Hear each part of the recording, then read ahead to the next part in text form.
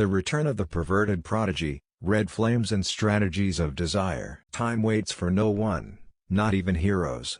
3 years had passed since Naruto Uzumaki left the Hidden Leaf Village. 3 years of rigorous training under the tutelage of the Sannin Jiraiya, a period that not only forged a legendary warrior, but also awakened a facet of his personality as powerful as any jutsu, his mind, which now operated with strategic precision worthy of a cage, and his desire, which had become fixed in the vibrant red color of his hair. History would remember the night of the Kyuubi's attack differently than in other villages. It was not the fourth Hokage, Minato Namikaze, who performed the Death God seal in its entirety.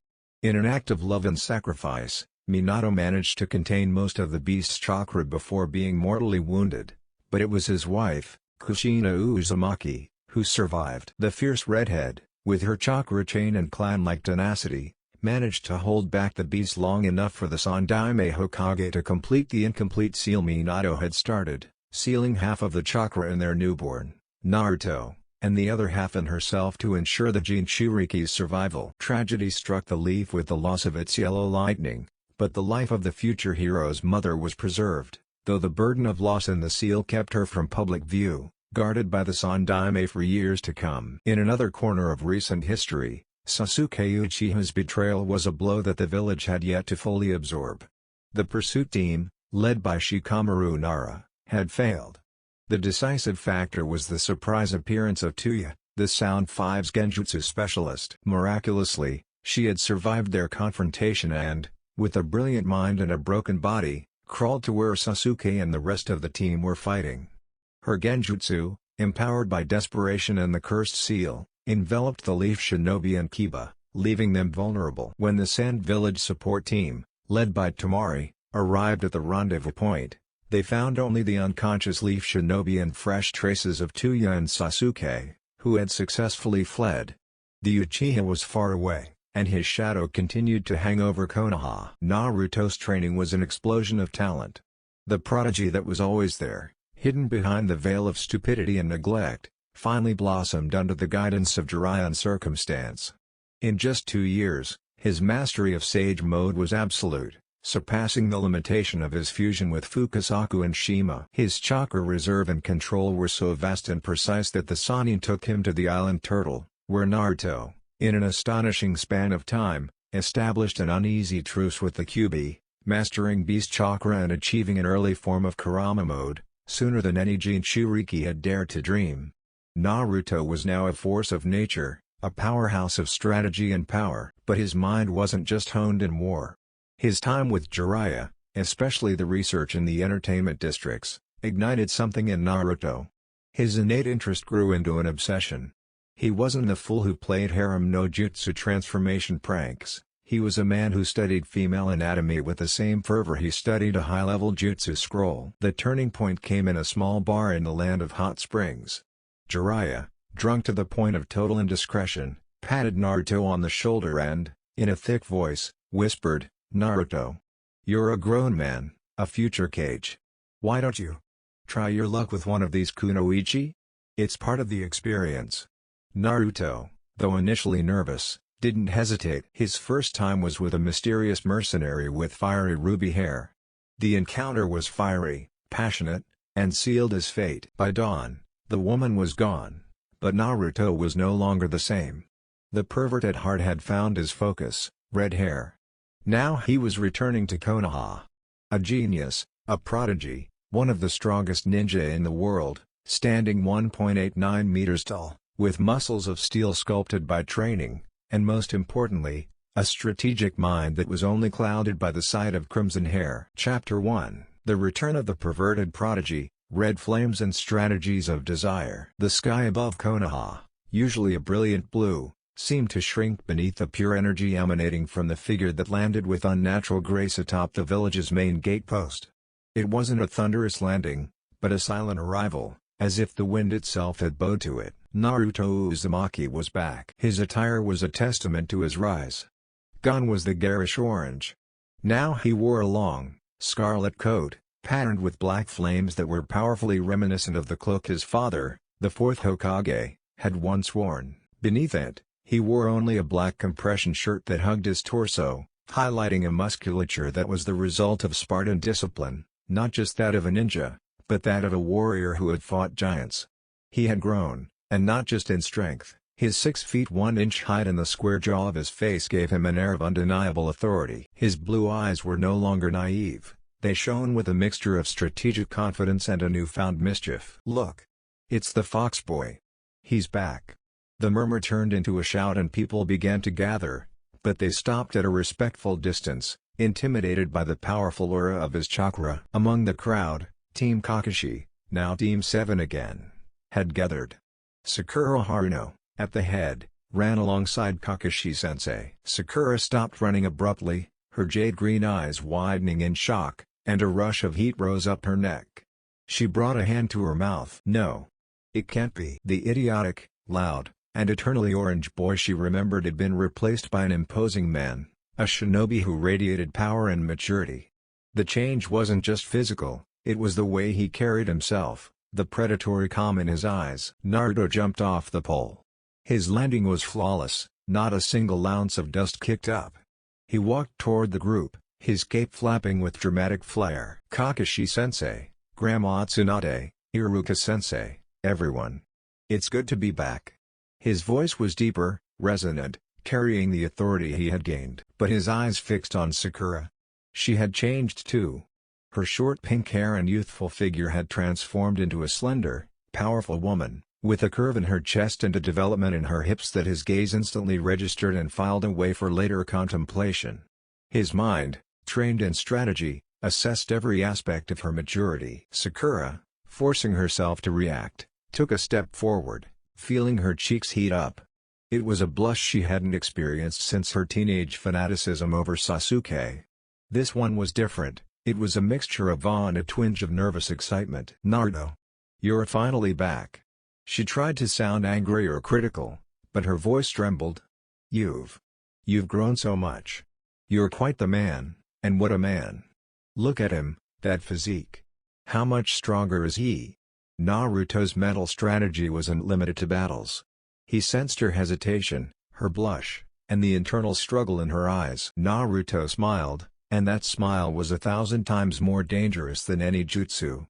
It was the smile of a strategist who knew exactly what he wanted. "You've grown too, Sakura-chan." He walked slowly toward her, closing the distance between them. "Really? You seem so much stronger. And..." He paused dramatically, lowering his voice to a low, silky tone that only she could hear at that distance. "Have you matured a lot in all the right places?" Sakura felt her heart skip a beat. She felt exposed under the intensity of his gaze, which swept over her figure with an admiration that was both respectful and completely unabashed. "And Naruto? What are you saying?" He managed to stutter out. He took a step closer. He was so close she could feel the heat of his body and the faint scent of sage and pure chakra. "I'm telling the truth, Sakura-chan. You're a real woman. A beautiful, strong kunoichi. And ready to be with a man." Sakura's blush went from pink to a deep crimson. Her eyes widened. She couldn't believe that fool Naruto would say something so direct and arousing. "He's not the same." "Bibaka." He lightly punched him in the arm, which was now pure stone. Naruto laughed, but not the silly laugh he had before. It was a confident laugh. He took her in a hug. A reunion hug that was warm, but entirely intentional. As he wrapped his strong arms around her, his left hand, with a precision worthy of the Sharingan, moved imperceptibly. It wasn't a grab, it was a studied touch. His fingers brushed the small of Sakura's back, right on the most promising curve of her buttocks, a gentle, fleeting pressure that lasted barely a second, but which communicated his entire message. Sakura's body tensed completely. A shiver ran down her spine, beyond surprise. It was a feeling of daring, of forbidden fire. "He touched me.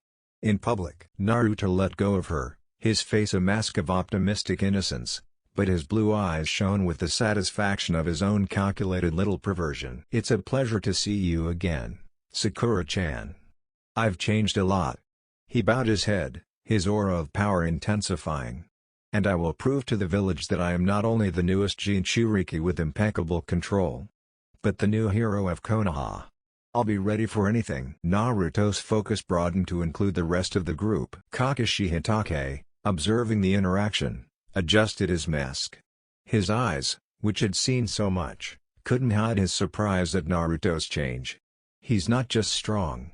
He's fast, sophisticated, and a calculated pervert? Jiraiya. What have you really taught him? Naruto. I'm glad to see you, and that you're so well trained. Your chakra is impressive. It's that of a cage, without a doubt. Naruto smiled respectfully. Thank you, Kakashi-sensei. I've learned that strength without strategy is merely a display of energy. But I've also learned to appreciate the finer things in life. He winked, but the wink wasn't for Kakashi. It was a quick glance that swept the passers-by, stopping on a jonin with dark brown hair, whose shinobi vest neckline was interesting. Ino Yamanaka, who had approached with the rest of the Jonin of Naruto's generation, couldn't help but roll her eyes at Naruto's brashness, but, like Sakura, she couldn't deny the shock. Wow, Naruto. You finally got rid of that hideous orange. And you've even grown taller. Are you sure it's you? It's not a transformation technique, is it? Ino tried to sound disdainful, but her eyes appraised his physique with professional intensity, and a part of her Yamanaka mind admitted, the fool grew up to be amazing. This is going to be a problem for every girl in the village. Naruto turned to her, his blue eyes scanning her completely, from her tight clothing to the movement of her long blonde hair. His response was purely strategic and seductive. A transformation jutsu, Ino? Do you really think I'd switch bodies with someone else's? After 3 years of training and suffering, this prodigy is all mine. He gestured to his own torso, emphasizing the fit of his shirt. Besides, why transform? I like exactly how Konoha's kunoichi look. His gaze settled on her with a weight not that of a companion, but that of a sophisticated predator. Ino blushed furiously, instinctively crossing her arms to cover herself. Stop looking at me like that, pervert. Pervert? Naruto shrugged with a mischievous smile.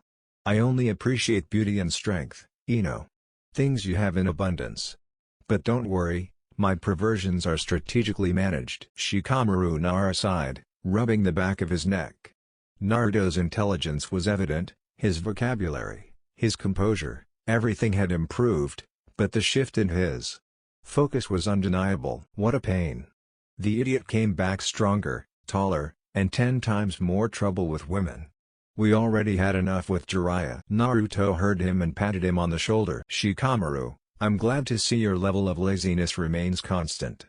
But strategy is important. You should focus less on the clouds and more on the opportunities life presents. Including the kunoichi. His gaze quickly shifted to Temari, who hadn't traveled with her brother to the village. Naruto thought of the fierce Suna kunoichi and her fan, and his mind was already devising an approach plan worthy of a battle tactic. Choji Akimichi approached, holding a bag of chips. Naruto. You look different. And that coat? It's cool. Thanks, Choji. And I'm glad you haven't changed either.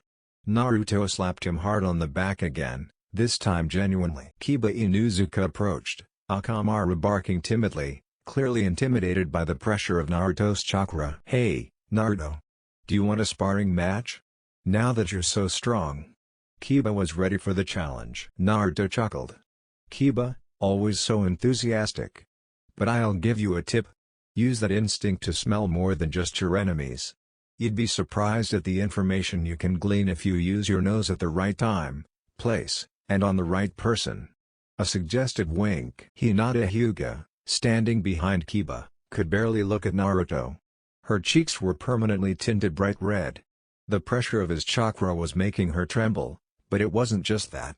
His physique, his new confident attitude, and that intense gaze he now possessed overwhelmed her. Naruto-kun. He's so. She clenched her hands so tightly her knuckles turned white. Naruto, with his sage senses, detected the presence and overwhelming shyness of the Hyuga heiress. He approached her with soft steps. Hinata. His voice was soft, almost protective, but it also carried a tone that made her feel special. Your Byakugan is one of the village's greatest assets. But don't let your incredible power hide behind shyness. There is a fire in you that must be unleashed. His gaze wasn't perverted, but intensely knowing, a master strategist who sees the potential of his weapon. And he bowed slightly, just enough to keep the conversation private. You are the noblest kunoichi I know, Hinata. I hope we can talk soon, about strategy, of course. Hinata, barely able to breathe, could only nod, her heart beating like a war drum. Naruto straightened again, his attention returning to Kakashi, but his mind was on the game he'd just begun. He'd zoned out, surprise, and, most importantly, romantic tension and intrigue in most of the women around him. Kakashi-sensei. I need a full report on the situation in the village. And, Tsunade-sama, if you're available, I have some strategic suggestions for the Genin Corps regarding team formation and resource utilization. Naruto had returned. The strategic prodigy, the potential hero, and the perverted heart had begun his game. He had returned to save the village, and to find a redhead to match the fire of his own spirit. The search, and the seduction, were just beginning. The return of the perverted prodigy, red flames and strategies of desire. Naruto, after his brief but intense reunion with his fellow villagers, turned to Kakashi with a formality that denoted his new strategic seriousness. The mischievous smile, however, refused to completely disappear from his face. Kakashi-sensei, Naruto began, his hand on his former teacher's shoulder, if you'll excuse me, I'll go visit my mother. 3 years is a long time to be away, and there are family matters to attend to. Kakashi nodded, his one visible eye curving into a smile. Go, Naruto. You've earned it. But don't forget the report. I'll send a messenger with details of recent missions and current threats. Excellent. I'll be at the Hokage's office first thing tomorrow morning. I hope Grandma Tsunade has a good supply of sake, because I'm going to need a lot of concentration to absorb all this information. Naruto said goodbye with one last quick glance at Sakura, whose face still held traces of blush. Konoha's potential hero strode away, leaving a trail of wonder and a strange nervous excitement in his old companions. His walk was different, no longer an impulsive trot, but a firm, confident stride, with the grace of a predator moving in its own territory.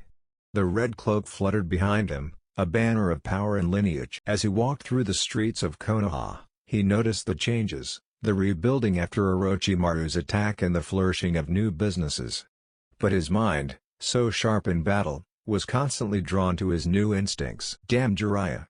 He promised me we'd only see research material, and I ended up with female anatomy permanently burned into my brain and that stupid focus on red hair. His obsession with red hair had become a focal point of his attention, a sort of strategic weakness.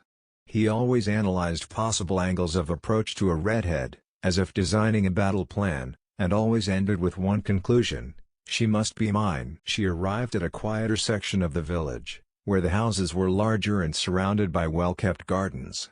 The Sandaime, to protect her from the public eye and ensure that the Kyuubi's trauma wouldn't consume her, had arranged for Kushina to live in a secure, private house. And there it was. Kushina Uzumaki, the surviving Jinchuriki of the Nine Tails. She was standing with her back to the camera, crouching near the small vegetable garden, watering some tomato plants. She was wearing a simple t-shirt that hugged her toned arms, the result of constant physical training to keep the seals at bay, and tight-fitting linen pants. Naruto stopped dead in his tracks about 20 feet away. The shock wasn't just from seeing his mother after so long, but from the figure her crouched position enhanced. The fabric of her pants stretched, accentuating the curve of her hips and buttocks in a way that was unintentionally fiery. Her body, the body of an elite kunoichi, strong and feminine, was a sight that surpassed any research material Jiraiya had ever shown him. But the factor that made him gasp, the one that set off the red alarm in his brain, was her hair. That hair, a waterfall of vibrant, intense and fiery red, falling like liquid fire on his back, contrasting with the dark earth. The hair. Holy shit, it's my mom's. But it's the most beautiful red hair I've ever seen. Naruto struggled internally with his new personality. He was a strategist, not a fool. He couldn't entertain evil thoughts about the woman who gave him life. But his obsession was a double-edged sword. He was attracted to both beauty and power. Focus, stupid. It's your lineage. Your mother. She's a warrior. Think about the jutsu, the strategy. Not her waist. She took a deep breath, her voice deeper than she intended, with a husky tone that made it sound full of adult maturity. "Hello, miss. Long time no see," he said, trying to sound casual. Kushina, immersed in her gardening, jumped. She dropped the watering can and turned quickly, her amethyst eyes meeting his intense blue ones. There was a moment of absolute silence, where the world seemed to stop. She saw the tall, imposing man, wearing his father's coat in the intensity of his own eyes. He was no longer the boy. "Miss?" Kushina blinked, and then, her face lit up with understanding, recognition, and excitement. "Naruto! Naruto!" The Jinchuriki's scream was a roar of joy. She released what little control she had left and, with a speed befitting her lineage and training, launched herself like a human missile across the 6 meters. "You're back!" Naruto barely had time to react. His Sage Mode reflex training kicked in, not to dodge, but to catch her. He met his mother in midair, his strong arms surrounding Kushina as she clung to his neck with a strength only a woman who has spent 3 years in anxiety can muster. The position they landed in, with the force of Kushina's impact, was anything but innocent. The energetic redhead was completely suspended, her legs wrapped around Naruto's waist, her body pressed intensely against his. The closeness was overwhelming. The scent of sage and earth surrounding her flooded Naruto's senses. Her red hair fanned across his face and neck, and the weight and pressure of her body caused his mental strategy to evaporate in a puff of smoke. "Damn it! Not now! Control it, Prodigy!" Naruto felt a physical, uncontrollable reaction that defied all his will. The pressure of Kushina's legs and the intimate contact triggered his instincts. His breathing became heavy as he desperately fought to maintain his composure. She was his mother, for goodness sake. But his body, the body of the man who had lost his virginity to a redhead and was now obsessed with that color, simply wouldn't cooperate. Kushina, caught up in emotion, didn't notice Naruto's internal struggle at first. She was crying with joy. "My baby! I missed you so much, Tabane. You're so big." It was when he shifted slightly, adjusting his waist, that she noticed the abnormality. Something hard, defined, and very masculine was pressed against her lower abdomen. Her breathing stopped. Kushina realized the nature of the compromising position they were in. With a slight blush that reminded her of the first time Minato kissed her, she immediately pulled away from Naruto, sliding down his body until her feet touched the floor. She smoothed down her clothes and avoided looking at the very visible bulge her son hadn't been able to hide under his compression shirt. "Oh. Well," thought Kushina, an old kunoichi who had seen it all. "It's Naruto. He's a grown man of almost 19. I guess he's normal. But he must not think I noticed." She chose to ignore him with the grace of a mother respecting the privacy of a grown man. Naruto, ashamed of his physical defeat against himself, cleared his throat, his face slightly tense, but his optimism quickly won out. "Kushina. You took me by surprise. You have the strength of a lioness, as always." He looked down at his mother, then gestured with his hands, exaggerating the growth she had mentioned. "You're the one who's gotten so big, Kushina. I barely reach your shoulder." He measured purposefully, knowing the difference was almost 30 centimeters. Kushina laughed, a laugh that sounded like music to Naruto's ear. "Of course not, Baka. You've stretched yourself to the limit. Look at you. You're so much like your father, but much bigger and more imposing." She reached out and caressed his cheek. Her tone softened with pure maternal adoration. "You're so strong, Naruto. I can feel it." She took his hand, her grip firm and loving. Come in, my warrior. There's much to discuss. But first, we'll have dinner. I have a special ramen I learned to make for you." Naruto smiled, a genuine smile that drove back the mischief. His mother was here, alive, and strong. "Sounds perfect to me, Kushina. A prodigy is always hungry." As he followed his mother into the house, Naruto, in the privacy of his mind, couldn't help but let one final thought slip in, dark and exciting, just before the door closed. No. She's not a prodigy. It was just a body error. But, God, her hair. And her body. I'll have to be very careful around her. The most important reunion had occurred. Naruto's romance, strategy, and personal weaknesses were poised to influence the fate of Konoha. Hot-blooded confessions, the fire of obsession. Kushina Uzumaki's house, despite its seclusion, was a sanctuary of warmth and vitality. The aroma of miso ramen broth and spices filled the air, a perfume that was synonymous with home for Naruto.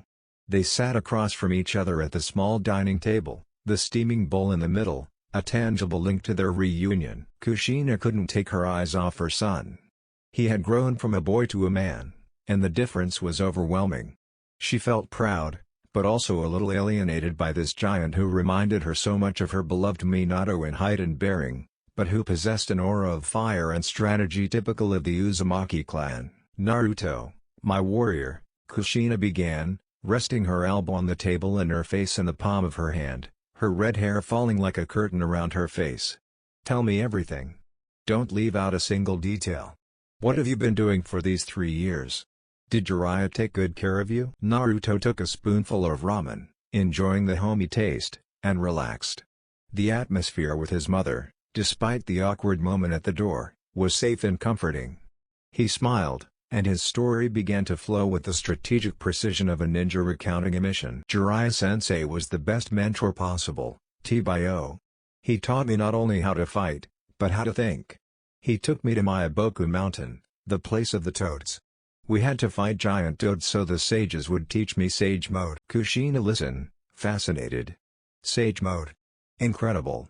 It's a legendary technique, Naruto. Your chakra control must be absolute to master Sennin Mode. "It is," Naruto stated with a humility that was in itself a sign of his newfound confidence. "But that wasn't the hardest part. After 2 years, he took me to the Island Turtle. That's where I met Killer Bee, Kushina. An amazing guy, the Jinchuriki of the Eight Tails." Naruto described Bee's initial hostility, the grueling training, and the internal battle with Kurama, omitting only the darker details. He narrated how, using his cunning and Bee's help, he managed to overcome the beast's wrath. "Now, Kushina, I don't just have chakra control. I can access Kurama Mode. I'm not alone in this, he's cooperative. My chakra control is so precise that I can mold it into perfected shadow clones, use the Rasengan one-handed, and sense negative emotions from miles away." Kushina looked at him with shining eyes, her fingers playing with a strand of her red hair. "You're a prodigy, Naruto. We knew it, but seeing you so accomplished, Minato would be so proud. You're the future of this village, without a doubt." Naruto smiled, feeling a warm pride. He leaned across the table, his voice dropping to a more conspiratorial tone. "And not just in battle, Kushina. I've also developed my investigative skills. I was able to infiltrate a few of the Land of Lightning's spy networks and gain crucial strategic information about their recent military movements. I used my camouflage and clones to distract the sentries while I obtained the scrolls." Kushina laughed, her laughter loud and contagious.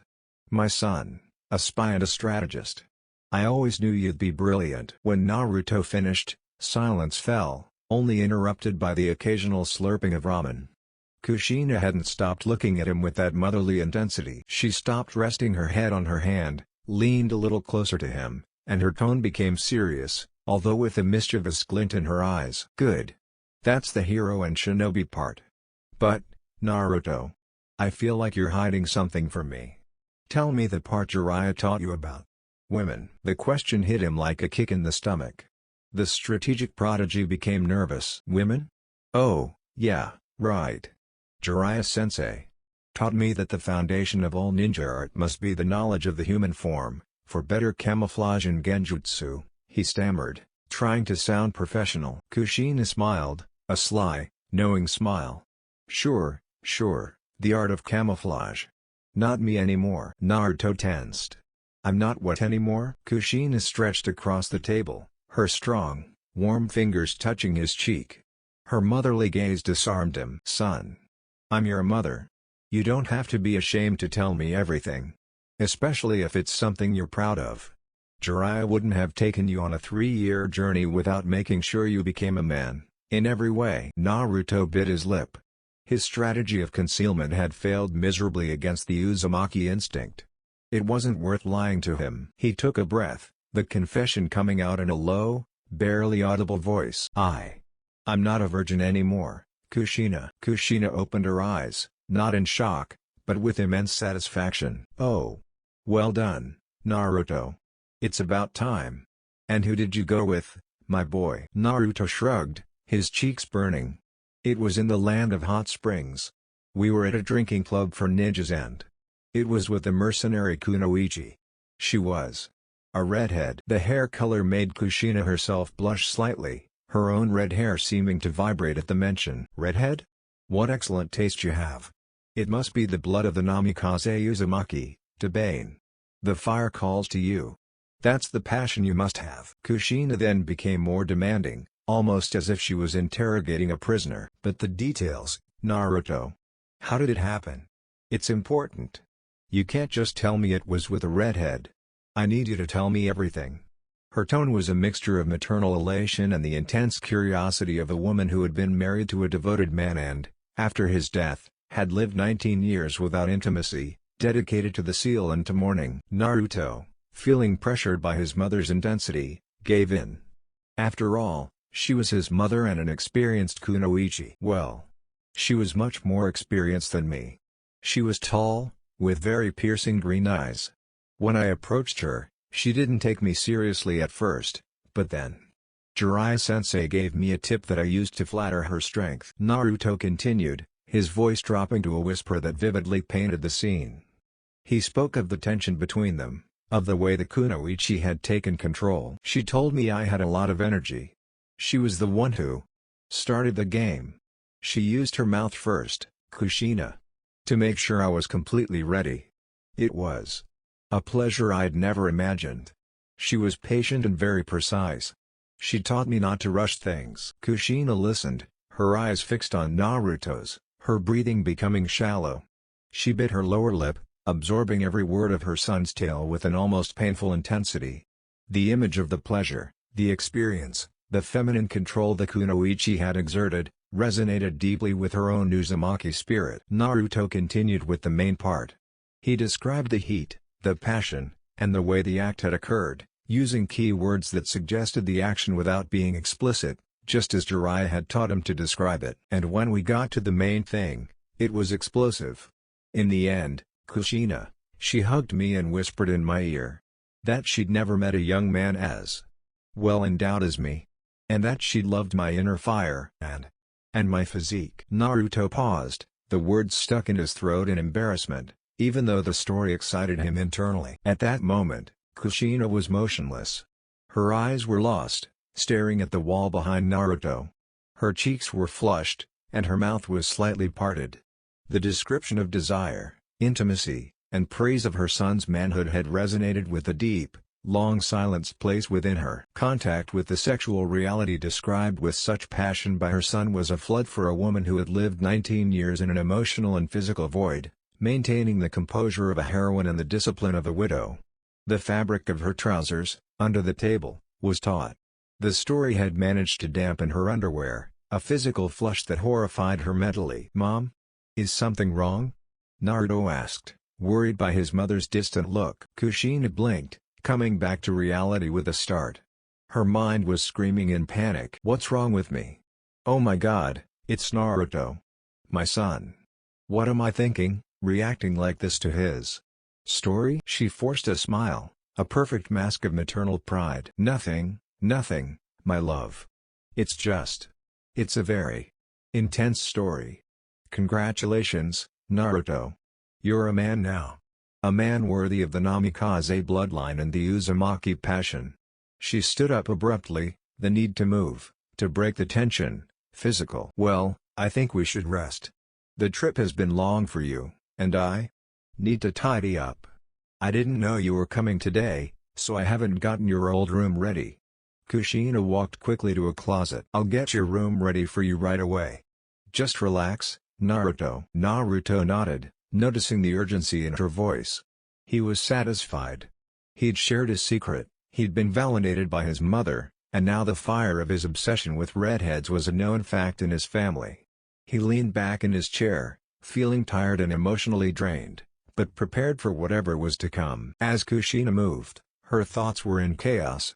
Her heart pounded with a mixture of pride, shame, and a pang of need she'd forgotten existed. Her returning son was a prodigy, a hero, and now, A man who had confronted her with the reality of her own physical loneliness. The game of tension was only just beginning, not just for the women of Konoha, but for Kushina herself. Naruto finished his bowl of ramen, the comforting taste of his mother's home cooking a balm to his warrior soul. It had been 3 years since he had enjoyed a meal like this, and the simple act of enjoying it anchored him to the reality that, despite its new and complex facets, he was still Kushina's son. He headed to the small bathroom to brush his teeth, a habit of neatness that Jiraiya had reluctantly instilled in him.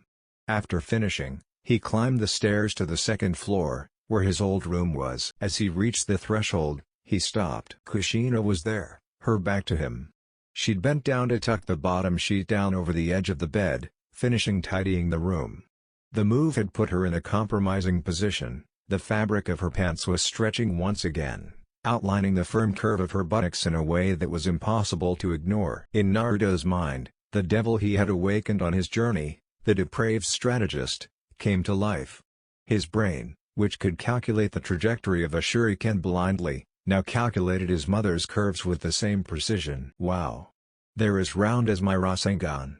No, more so. They have the firmness of an earth jutsu and the power of a typhoon. His thought was a mixture of physical admiration and a twisted recognition of the beauty that shared his lineage. Focus, Baka. She's your mother. Naruto forced himself to breathe deeply, closing the metal door to his obsession with redheads. He approached her with firm steps, projecting only filial affection. Kushina straightened up with a small sigh, satisfied with her work. Just as she turned around, Naruto caught up with her. He didn't say anything, just took her in a strong, passionate hug. It wasn't the cautious embrace he'd had before, this was a hug filled with the need a son feels for his mother. He enveloped her completely, the warmth of his tall, toned body absorbing his mother in a mixture of love and protection. "Thanks, Mom," Naruto whispered, his voice deeper beside his red hair. "I missed you more than words can say." Kushina hugged him back with all her might. Tears pricked her eyes. Feeling her son's large, strong body against hers, his head resting against her chest, filled her with a total joy that momentarily erased any inappropriate thoughts. "And I love you, my heart. My home." They separated, and Kushina gave him one last squeeze on the shoulders. "Okay, go to sleep. Tomorrow you have to go to the Hokage's office." He left the room, leaving Naruto in his own. Kushina lay down in her own bed, but sleep was the last of her allies. She was immersed in a confusing mental battle. She was so happy. The joy of having her son back, so strong and promising, was overwhelming. But he seemed like a different person. There was no mistaking it was Naruto. The optimism was still there, but he was so changed. So tall. He remembered the height difference. So manly. He remembered the way his body had pressed against his in the doorway. And so attractive. The truth was hard to ignore. Minato's features, combined with the Uzumaki intensity, had created a man with a magnetic presence. And the vigor. She'd felt the strength when she'd launched herself at him. And she'd confirmed it with the story he told, the way the Kunoichi had praised him, calling him well endowed. A shiver ran through her body. The loneliness of nearly 2 decades, combined with her son's intense storytelling, was taking its toll. Slowly, almost as if it were a secret jutsu movement, he slid his hand down his own abdomen, his warm palm brushing against the fabric of her sleepwear. His hand traveled down the curve of her hip until he reached the spot. A soft sigh escaped her lips, a barely audible sound of need and frustration. The wetness Naruto's story had brought on was still there. She closed her eyes, the image of the 1.89-meter-tall Naruto, the perverted prodigy who hugged her with such passion, looming in her mind. Then, the Uzumaki matriarch's clarity returned, sweeping away the mist. To Bane. "I have to stop thinking nonsense." She mentally slapped herself. "I'm his mother. I must behave. This is just the reaction of a lonely, proud woman. Tomorrow, I'll just be Jinchuriki Kushina, the hero's mother." She settled into bed, forcing herself to focus on the seals and obligations, pushing away the image of her son, the man, and the words he'd used to describe her first experience. The village needed her strong, and Kushina couldn't afford to let her thoughts let down. The red fire of the Uzumaki bloodline burned in 2 rooms that night, with different sources, but with undeniable intensity. The new dynamic between mother and son was a powder keg of emotions. Shadow strategies, the Crimson Menace. The sun hadn't yet finished clearing the shadows of Konoha when Naruto was already awake. The night had been uncomfortable. The bed, although soft from his mother's efforts, was a child's bed, not a 6 feet 11 inches man's.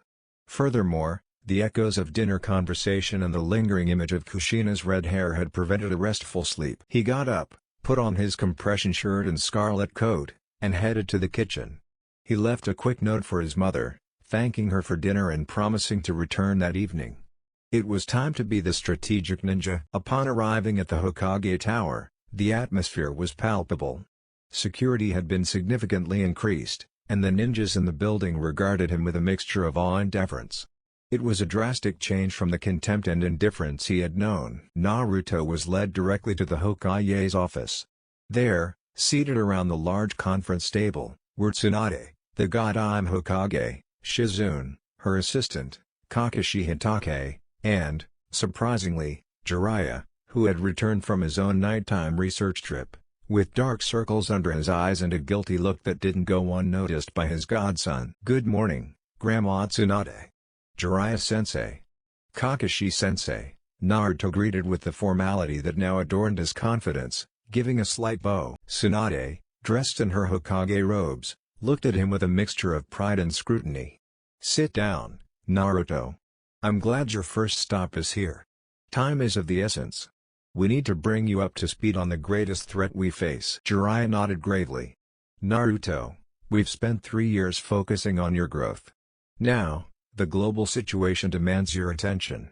There's a shadow organization that has become extremely active." Naruto sat down, his posture attentive, his blue eyes fixed on those present. The strategist in him took control. "I only remember 2 of their members. A large one, shark-like, who used a huge sword and underestimated me in the past. And the other, a guy who looked like Sasuke's brother, with a Sharingan. They tried to capture me once in Konoha. But that was a long time ago." Kakashi spoke, sliding a map and several scrolls across the table. "That was Kisame Hoshigaki and Itachi Uchiha, Naruto. Both members of the organization we now know as Akatsuki." Tsunade crossed her arms, her face grave. "Akatsuki is no longer a simple band of mercenaries. They have become a cage-level force, operating in the shadows and recruiting the most dangerous S-rank criminals from all the major villages. Their goal is simple and absolutely dangerous." "And what exactly are you looking for?" Naruto asked, his voice calm, his mind absorbing the data. Jiraiya leaned forward, his expression more grim than usual. "They seek total control of the shinobi world, Naruto. But their method is the key. They are hunting the 9-tailed beasts, the Baiju'u, to drain their chakra and seal them." Kakashi pointed to several spots marked on the map. "They've already captured several, or at least we know their Jinchuriki have disappeared or been captured. The one-tailed Jinchuriki, Gaara, is one of their main targets. Eliminating the tailed beasts represents a complete power imbalance, allowing them to subdue any village that resists." Naruto felt a chill. The Kyuubi, Kurama. He knew he was the ultimate target. "And how are they going to use that power? Create an ultimate weapon?" Jiraiya sighed, rubbing his forehead. "The information is sketchy. But the most solid theory is that they plan to seal the 9-tailed beasts into a massive statue and use their concentrated chakra to create a weapon of mass destruction. One that can wipe villages off the map with a single blow. A force that will compel peace. Under their command." Naruto slammed his fist on the table. Though it wasn't destructive, the sound was one of concentration. "This isn't just a threat. This is an impending war. If they're hunting Jinchuriki, how many have they identified? What do they know about their structure?" Shizune, her nerves frayed, opened a detailed scroll. "Naruto, we've managed to identify 9 core members, operating in pairs. Each wears a ring with distinctive kanji and a black cloak with red clouds." "The red clouds," Naruto murmured, the image of the red cloud cloak etched in his memory since his encounter with Itachi. Red. Always red. Such a beautiful, yet dangerous color. His mind, for an instant, drifted to the similarity of the color to his mother's and the mercenary's hair. "Concentrate. War." He scolded himself. "The list of those identified is as follows," Shizune continued. You've already mentioned Kisame Hoshigaki and Itachi Uchiha. In addition, we have Datara, a rogue ninja from Iwa and an expert in explosive clay. Sasori of the Red Sand, a master puppeteer. Kakuzu of the Waterfall, known for his forbidden heart techniques. Hidan, who utilizes a ritualistic and sacrificial technique. Zetsu, an entity that appears to be their spy and intelligence gatherer. And finally, our leader, Pain, whose identity is a mystery, but who operates out of the village hidden in the rain. Naruto absorbed the information like a wise sponge, already beginning to formulate containment plans. 9 members, operating in pairs. That means only 1 or 2 members remain without a known partner in the field. Who's missing from that list? And I'm very interested in Pain's partner. Jiraiya, nodding proudly at his student's quick-wittedness, chimed in. Sasori's partner was Orochimaru, but he defected. He's now been replaced by Tobi, whose identity is unknown and who appears to be a rookie. And Pain, the leader, operates with a partner. Rumor has it she's a woman, his right-hand woman, an expert in paper ninjutsu. Her name is Konan. Naruto engraved the name in his mind, visualizing a paper jutsu that could be just as lethal. Naruto leaned back in his chair, thoughtful. The strategist had found his adversary. Good.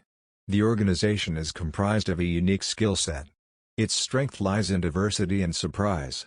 But its weakness is the need to operate in pairs. Divide and conquer is always the strategy. For now, I want Kakashi-sensei to provide me with all battle reports against the identified. I want to know their chakra limits, their key moves, and their weaknesses. We will not attack blindly. He stood up, his presence filling the room. Tsunade-sama, I am the strongest Jinchuriki in this village, and now, with Sage Mode mastered and the control of the Kyuubi's chakra, I am likely the strongest in all the villages, saving my mother, perhaps. I am the target, and I am not going to wait for them to come after me. But before that, I need to form a new team. A team that understands me, trusts my strategy, and won't be distracted by my new interests. He paused, looking directly at Jiraiya, a hint of mischief in his eyes. Jiraiya shrugged, with a no-regrets smile. I understand, Naruto, Tsunade said, rapping on the table. Kakashi, prepare a temporary team for Naruto that can respond to high-ranking missions immediately. He'll need a Genjutsu specialist and someone with excellent Taijutsu skills. And Shizune, prepare the battle scrolls. We want Naruto's return to have not only a moral impact, but a strategic one. Naruto smiled.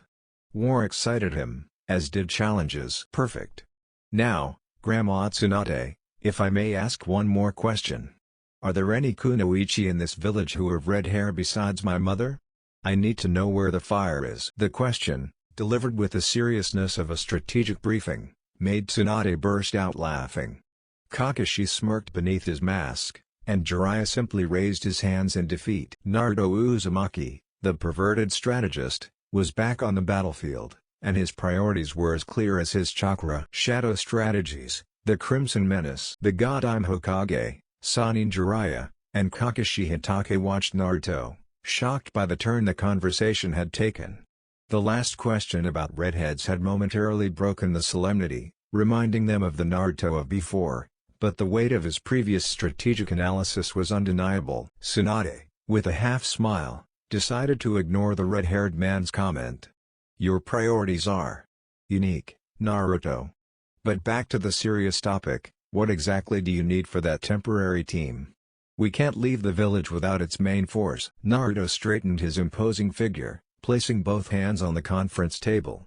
His gaze swept over the elite Jonin present, and his voice became more than strategic. It was the voice of a leader who knew his tactical requirements down to the last detail. Akatsuki is not an enemy to be defeated by brute force alone. A perfect team composition is required to counter any threat. Therefore, I require that my temporary team be made up of the absolute elite of the leaf in each specific area. He paused to ensure Tsunade's full attention. I need the best in infiltration and intelligence. Someone whose Sharingan and summoning jutsus, the Ninkan, are key to data collection and tracking in the field. Kakashi-sensei, you are indispensable for this role. Your reputation in the ninja world will give us a head start. Kakashi was surprised to be requested rather than consulted, but nodded. Understood. My mission will be to collect and analyze. Second, the containment force. Akatsuki has monsters in taijutsu and inhuman stamina. I need the best hand-to-hand combatant in the Leaf, and possibly the ninja world, Might Guy. He is the only person who can hold off multiple S-rank opponents with pure power. We need his taijutsu and his speed. Tsunade snorted, amused. You're picking my best men, Naruto. Only the necessary ones, goddamn, Naruto replied firmly. Third, genjutsu. They need an illusion expert to nullify or even return their attacks. Kurenai Yuhi is the best in the village at that field. Her genjutsu will be our line of defense against Itachi Uchiha or any other specialist the Akatsuki throws our way. Kurenai, who was in an adjacent room waiting for the report, felt a chill. Being personally chosen by the new Prodigy was an honor. And finally, we need elite medical support.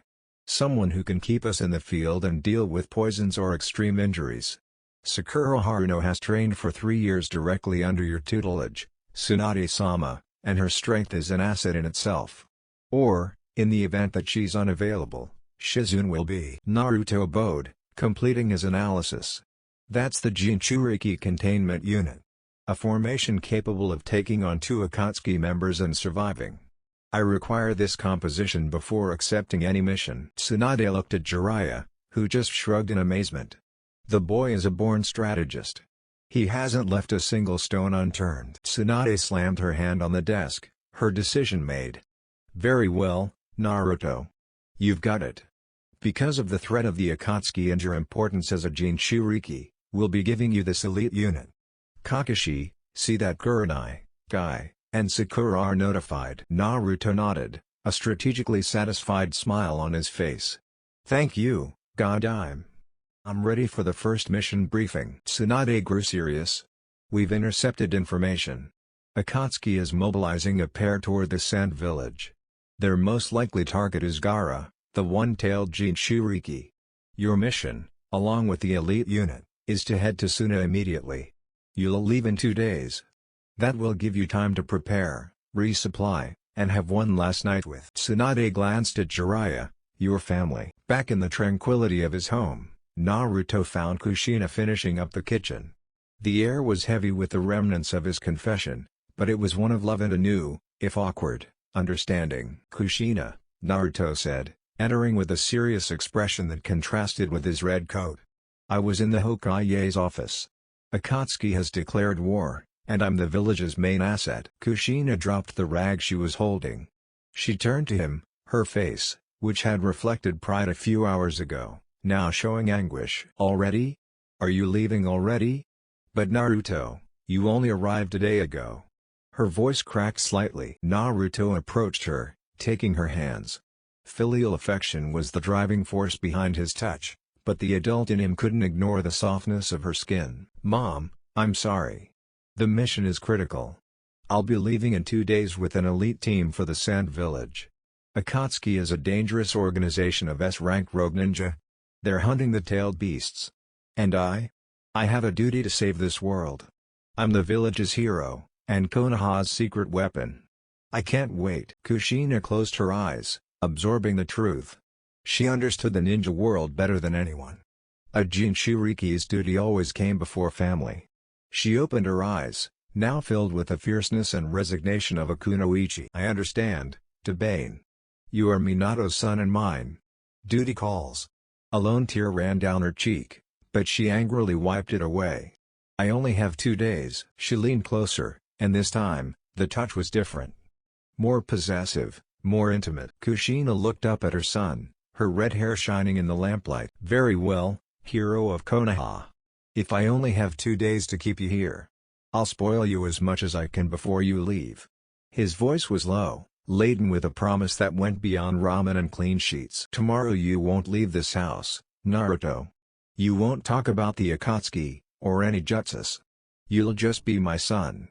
And you'll make sure to enjoy every second of your mother's presence. Naruto, his perverted mind struggling with his filial love, felt a thrill of excitement. The pampering of a mother, especially an attractive, red-haired one who had already reacted to his sexuality, promised to be a minefield of tension. Understood, Kushina. I'll let you pamper me. His voice was a purr of anticipation. The challenge of war could wait. The coming night, filled with secrets and the intense red fire of his lineage, was the true battlefield Naruto could not avoid. The welcome dinner, the filial seduction game. Naruto, still under his mother's intense gaze and the promise of being spoiled, immediately accepted his task. The tension of the confession and the impending mission to Suna momentarily dissipated in the face of maternal pragmatism. "All right, Kushina. You need fresh vegetables and fruits. I'll be quick. With my sage abilities, I can be back in less time than it takes a medic nin to heal a shallow cut," Naruto said, using his ninja speed, but enjoying the feeling of being his mother's errand boy. He shot off, his scarlet cloak billowing behind him, his face grave with the immensity of his mission. The mission to secure the perfect ingredients. While Naruto was away, Kushina's house became a hub of frenetic activity. The surviving Jinchuriki wasn't just cooking, she was orchestrating an unforgettable evening, a send-off her son would treasure, given the dangerous nature of his job. Kushina prepared a veritable feast. There was soy sauce pork ramen, of course, but also trays of crispy tempura, the sushi rolls Minato used to love, and a pot of perfectly browned gyoza. The amount was, as Naruto would observe, enough to feed 5 hungry ninjas, but it was all for him. Only a small portion was reserved for her, for the real pleasure would be watching him enjoy it. Then came the special touch, a bottle of strong sake, a special vintage she'd saved since Naruto's birth, waiting for a worthy occasion. Tonight, a celebration of his return and his new adulthood, was the perfect occasion. But the most important preparation was hers. Kushina couldn't possibly welcome the village's prodigy, her handsome, adult son, dressed in casual, worn garden clothes. She went to her closet and selected something she hadn't worn in years.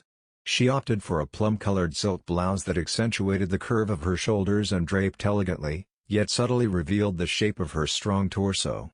She paired it with dark, more formally tailored trousers that flattered her figure without being constricting. Her red hair, her most distinctive feature, was brushed until it gleamed in the light, partially tied with a ribbon to reveal the delicate nature of her neck. When she finished, she looked at herself in the mirror. She was no longer the sad, lonely widow, she was the fierce Kushina Uzumaki, proud mother and elite kunoichi. There was a sparkle in her eyes she hadn't had in years. Naruto's return was as quiet and swift as he'd promised.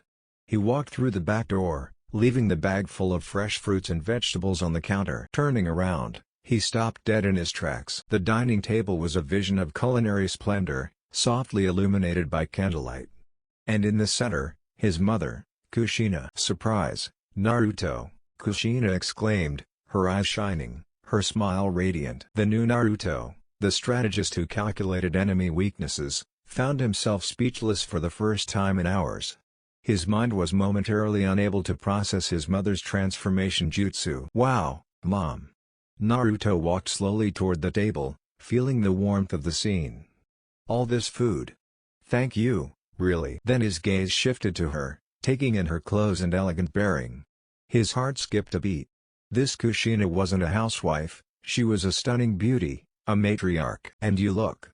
Naruto forced himself to find the right words, without giving in to the depravity that had plagued him. "You look beautiful. It's as if the years have passed by you.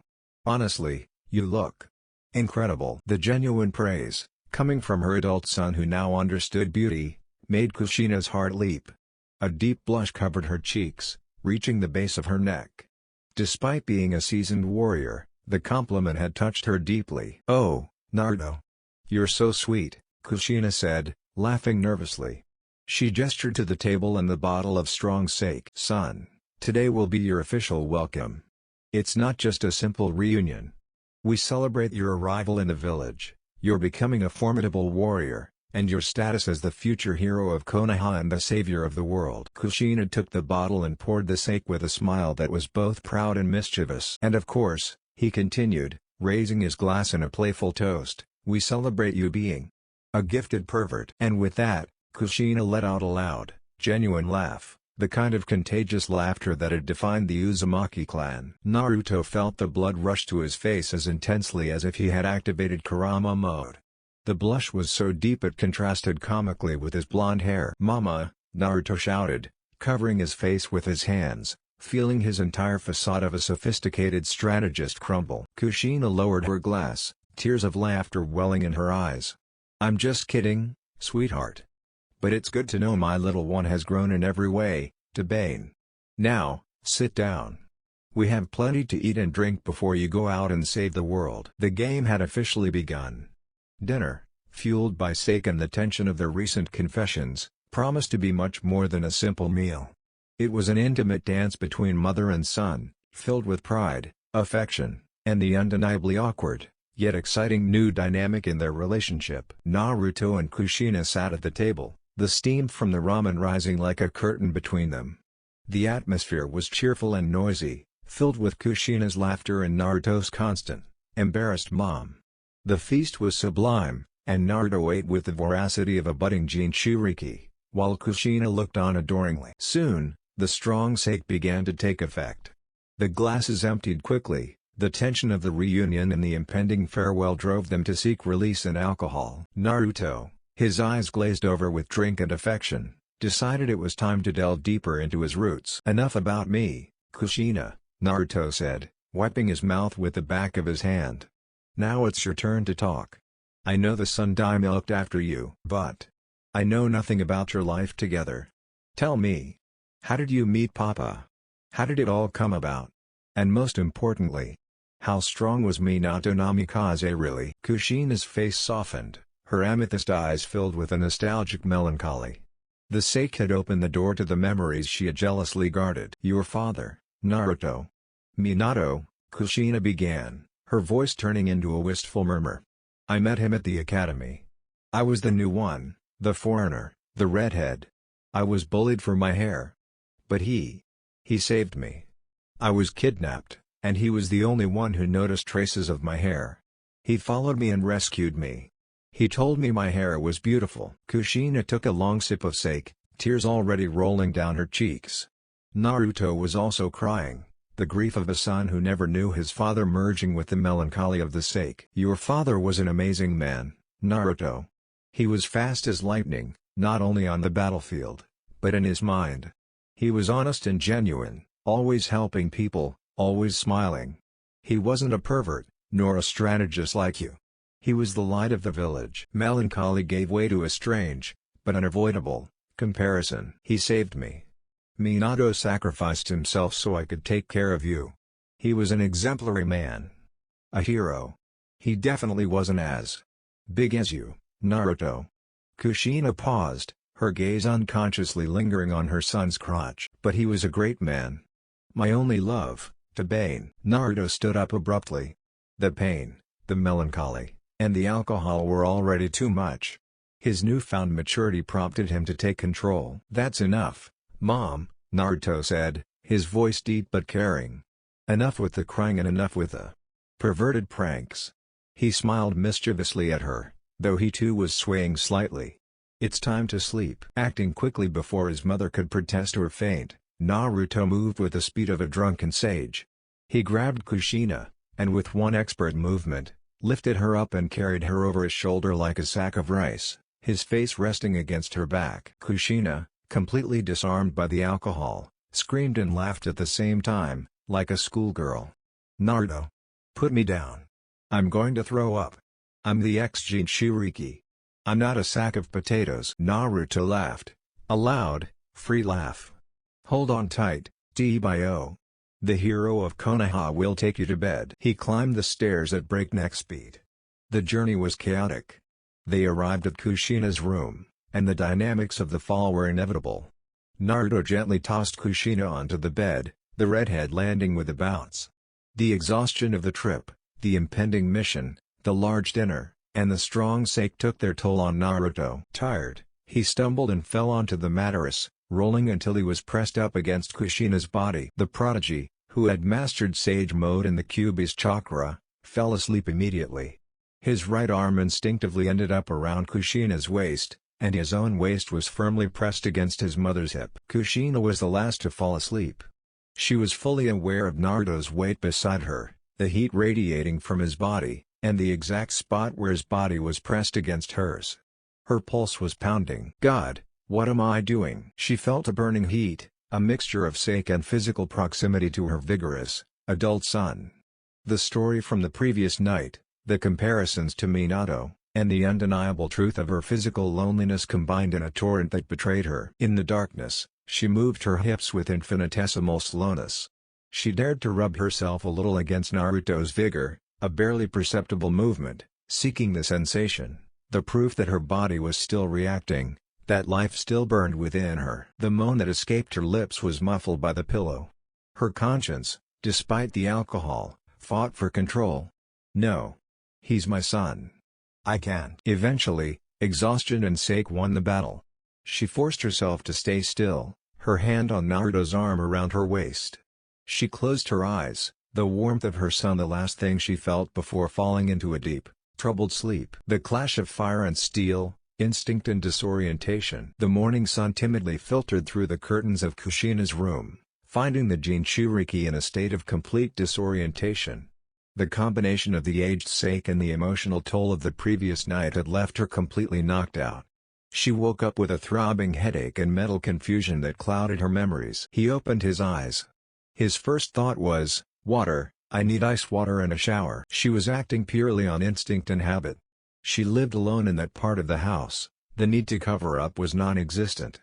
The habits of a 19-year-old had completely betrayed her. Without even considering putting on the robe she'd left on the couch, Kushina got out of bed. She headed to the bathroom in her underwear. It was a black lace set, a barely there bra and a minimalist thong, chosen for its comfort and because, living alone, she didn't care what it covered. She walked daily, step by step, her mind struggling to connect the dots of the night. Naruto. He told me. We laughed. The sake. Did we sleep together? The final memory of their daring friction in the dark sent a shiver of shame and need through her. He reached the bathroom door, his hand shaking from the hangover. He needed that cold shower to revive his spirit and clear his mind. He opened the door without knocking. And then, time seemed to freeze. Naruto had just stepped out of the shower. He was completely naked, without a towel, his muscular body dripping with water that ran down his broad shoulders, his torso marked by chiseled abs and long, athletic legs. The prodigy he'd trained to be the village's greatest weapon was at his most vulnerable and imposing. Kushina, who had barely been able to open her eyes due to the pain in her head, opened them suddenly, the hangover evaporating in an instant of pure shock. Her gaze involuntarily fell upon the truth her son had hinted at, and that she had heard rumored. Naruto's vigor. The rumors weren't just true, they were an understatement. Her son's attribute was monumental. The kunoichi who had fought the Kyuubi stood with her mouth open and her eyes nearly bulging out of their sockets for 2 seconds that seemed like an eternity. The perverted strategist, the man who had told her the Redheads story, manifested before her in all his physical power. Naruto didn't understand anything.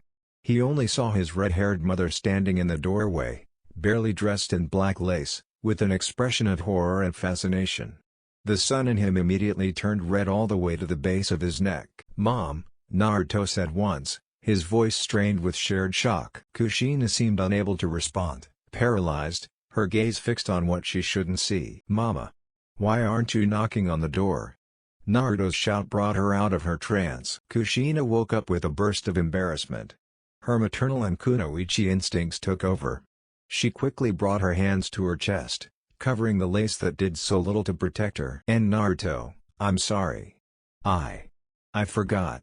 I forgot you were here," she stammered, turning around with ninja-like speed, to flee to the safety of her room. But the act of fleeing only served to shift the focus of the disaster. Naruto, who had been struggling to cover himself while his mother had exposed him, was petrified for the second time. His mother, in her haste to flee, had offered him a view beyond his wildest dreams. The skimpy black lace underwear covered very little, and the curve of her toned, mature hips was the most fiery and perfect thing the new strategic pervert had ever seen. Her hurried walk toward the door, the tiny fabric covering her firm buttocks, was an involuntary seduction jutsu. Naruto, still naked and dripping, slammed the door shut, his breath coming out in a gasp. "Damn," he said aloud, leaning his forehead against the cold wood. The image of Kushina, the mother, the red fire, and the moving sculpture had completely replaced the memory of his own humiliation. His mind was already analyzing the firmness of her movements and the perfection of her form. Meanwhile, Kushina slammed into the doorframe, her heart pounding. Her mind replayed the image on repeat. It can't be real. I've never seen anything like that in Minato or anyone else. The comparison was inevitable and painful. How am I going to look my son in the face now? The two were locked in a brutal mental battle, the sexual and filial tension exploding, leaving a trail of shame, astonishment, and an uncomfortable, but powerful, attraction. The game was no longer just one of tension, it was one of forced avoidance. The clash of fire and steel, instinct and disorientation. The rest of that day, the last one Naruto would spend at home before setting off on his life or death mission against Akatsuki, became a torture of awkward silences and fleeting encounters. The morning explosion had left a trail of shame and repressed desire that permeated every corner of the house. Naruto and Kushina spoke only as little as possible. Their interactions were limited to monosyllables or purely functional phrases. "Do you want more tea? Or did you check the house's protective seals?" Kushina was in a state of perpetual internal panic. The initial shock of seeing her son completely naked had been brutal, but the mental hangover had brought with it a far more humiliating memory. The darkness of the previous night and her alcohol-fueled audacity, where she had rubbed herself against Naruto while he slept. What kind of mother am I? Her mind punished her mercilessly. Naruto's vigor, the evidence of his adult sexuality, and her own reaction of loneliness had brought her to the edge of an emotional precipice. To deal with her nervousness, Kushina took to cleaning. But her focus, usually as strong as her chakra chains, was non-existent. Every 5 minutes she'd make a blunder. She dropped a cleaning cloth in the trash can, nearly knocked over a water pitcher while trying to walk past the table, and once, banged her elbow on a doorframe. All because the image played in her head like a genjutsu. Naruto fresh out of the shower, wet, sculpted, and completely exposed. Meanwhile, Naruto sat at the kitchen table, surrounded by maps and scrolls of Akatsuki reports. The strategy for the mission to Suna was complex, and he needed all his analytical skills to ensure his elite team's success. He forced himself to concentrate. Kisame attacks with water. Guy must use speed. Kakashi, field information. But his mind, the strategic brain he'd so cultivated, betrayed him with the same regularity his mother stumbled. Every 5 minutes, the scroll blurred, and in its place appeared an image of the red-haired kunoichi who had fled from him. Not the mercenary, but the morning vision, Kushina's firm buttocks, the way they moved with nothing, the bold, ripe curve beneath the black lace. "Damn it, Naruto, focus. You're going to war. Stop thinking about your mother's ass." He scolded himself. The conflict was immense. His prodigious brain fought for the survival of the nations, while his body, driven by his new obsession, thought only of the seduction of a forbidden redhead. They talked briefly about the mission and the time Naruto would be spending away from home. "The mission will be long, Kushina," Naruto said, without looking up from a map. "It could be weeks. Akatsuki is a global threat." Kushina, who was picking up a handkerchief from the floor, straightened, her voice soft and full of resignation. "I know, my love. Just promise me one thing. That you'll take care of yourself. And that you won't let any redhead distract you, no matter how interesting her strategy." The word redhead felt like a sharp blade between them. Naruto finally looked up. Their eyes met, and in that shared gaze, they both saw the conflict from the previous night and the morning. "I promise, Mom," Naruto said with a seriousness that wasn't entirely honest. "I'll focus on the mission. I've had enough distractions in this house for one day." The word distractions echoed, reminding Kushina that the morning's disaster was the fault of her old habits. She nodded silently, turning to clean a non-existent stain on the counter. Night fell. It was a sober and quiet dinner, without sake or confessions. Just the silent promise of an imminent goodbye. Naruto and Kushina said goodbye with a formal hug at the threshold of their room, this time without the clutter of alcohol. Naruto lay down, knowing that while the mission was the most dangerous thing he would ever face, the most difficult battle had already been fought, and lost, at his mother's house. The image of the mission and the ghost of Kushina's hips fought for space in his mind until he finally fell into the fitful sleep of a perverted strategist. The dawn of departure day felt different in Konoha. Not the chaotic urgency of an invasion, but the quiet tension of an elite operation. Naruto Uzumaki, wearing his red coat with black flames, stood in front of Konoha's gate, radiating a strategic calm that only mastery of Sage Mode could bestow. The silence in the meeting team was thick.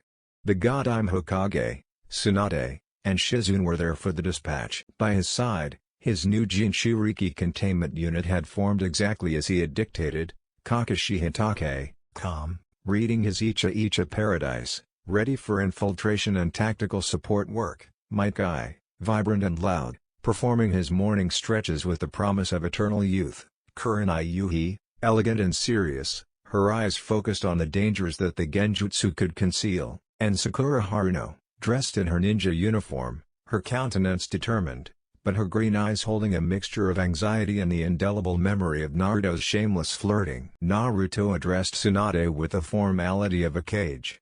Godime-sama. The unit is ready. We've reviewed Kisame and Sasori's reports. The lowest risk route is through the Land of Fire, looking for shortcuts that Gai-sensei knows, and then crossing the Land of Rivers to Suna. Tsunade nodded proudly. I trust your strategy, Naruto. But remember, your safety is the priority.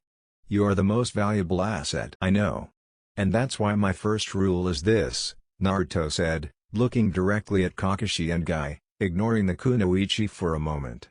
Zero distractions and total adherence to the plan. Guy-sensei, if you attempt a speed contest, you will be penalized with a week of cleanup missions. Guy smiled, his teeth gleaming. I accept the challenge of discipline, Naruto. But my flame of youth knows no speed limits. Kurenai approached Naruto. In the field, whatever genjutsu you perceive, don't try to break it alone. Trust in my ability. I'll be your eyes against the illusion. I have complete confidence in your expertise, Kurenai-sensei. You are the perfect asset against the Uchiha. Naruto gave her a respectful nod, but couldn't help but let his gaze linger in her eyes, searching for any sign of fire in the genjutsu specialist's elegance. Finally, his gaze met Sakura's. The tension between them was palpable. She was the only kunoichi on the team, the only one he'd had such intimate and unabashed interaction with since his return. Sakura-chan, Naruto began, his voice softer. Your mission is the most crucial. Not only are you our medical support, but with your taijutsu strength, you will be my vanguard and my rearguard. You will always be close to me. Don't take unnecessary risks, but if you move, do it with all your might. Sakura felt the heat rise in her cheeks. Always near me sounded too personal. She crossed her arms, trying to maintain her composure. Don't worry, Naruto. I'll have your back. My mission is to keep key assets in the field, Sakura replied, her tone professional. Naruto smiled, the smile of a prodigy who knew how to provoke. He leaned toward her, closing the distance, his voice dropping to a thick whisper that only she could hear, just at the edge of Kakashi's hearing. And I'll make sure your taijutsu isn't the only exercise we have on this mission, Sakura-chan. He winked at her with an intensity that was a high-level jutsu in itself. Sakura gasped. Cheeky. In front of everyone. Her face turned cherry red. She punched him lightly in the shoulder, but the force was almost non-existent, a mere formality. Baka. Focus on Akatsuki. Naruto laughed, the sound of a confident man's laughter. That's my Sakura-chan. Always watching. Tsunade gave them the signal to leave. Naruto turned back to the village for the last time. He closed his eyes for a moment, and the last image his mind projected before focusing on the war wasn't that of his mother at the gate, but the vivid, fleeting memory of Kushina's hips and black lace, the curve that had haunted him. That's my weakness, my fire. I'll channel it, Naruto thought. Now, off to hunt monsters and maybe find another redhead who matches that color. Unit, march, Naruto shouted, his voice resonating with the authority of a commander. The Jinchuriki containment unit launched into action at full speed, disappearing through the main gate in a blur of motion. The race to Suna and the showdown against Akatsuki had begun. The Jinchuriki containment unit traveled at a relentless speed, covering the ground under the cover of night. Kakashi led the formation, his Sharingan alert for any threat, while Might Guy and Naruto set a grueling pace that only an elite team could sustain. Naruto was supposed to be the commanding strategist, the brains of the operation. However, his concentration was constantly being undermined. The memory wasn't a fleeting image, it was a persistent genjutsu, A visual jutsu of Kushina's that invaded his mind every few minutes. The curve. The minimal fabric. The speed of withdrawal. The memory of Kushina's bottom in black lace overlapped his mental maps of the route to Suna. The result, Naruto made minor but dangerous mistakes. He mistook a meeting point sign, miscalculated his chakra allocation to keep pace, and nearly strayed from the route Guy had set. Kakashi, with his elite eye, noticed it during a brief stop. Naruto, your chakra is unstable.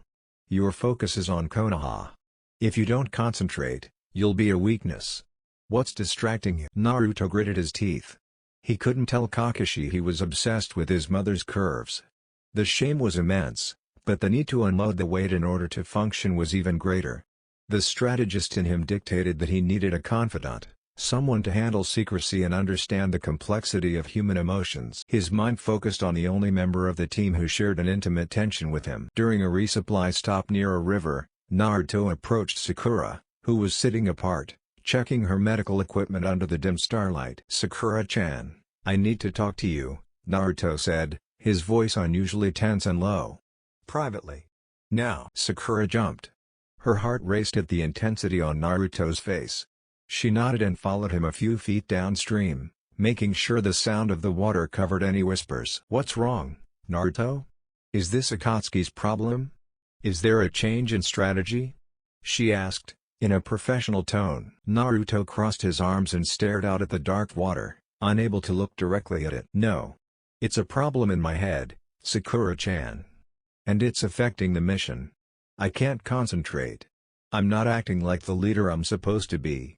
And if I keep this up, we'll fail." Sakura became genuinely worried.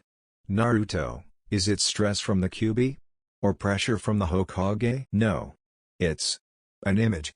A fleeting vision that hasn't left me since I arrived in Konoha," Naruto confessed, his words coming out in a rush that betrayed their urgency. "A vision so powerful, so perfect, so fiery, that it's become my greatest weakness.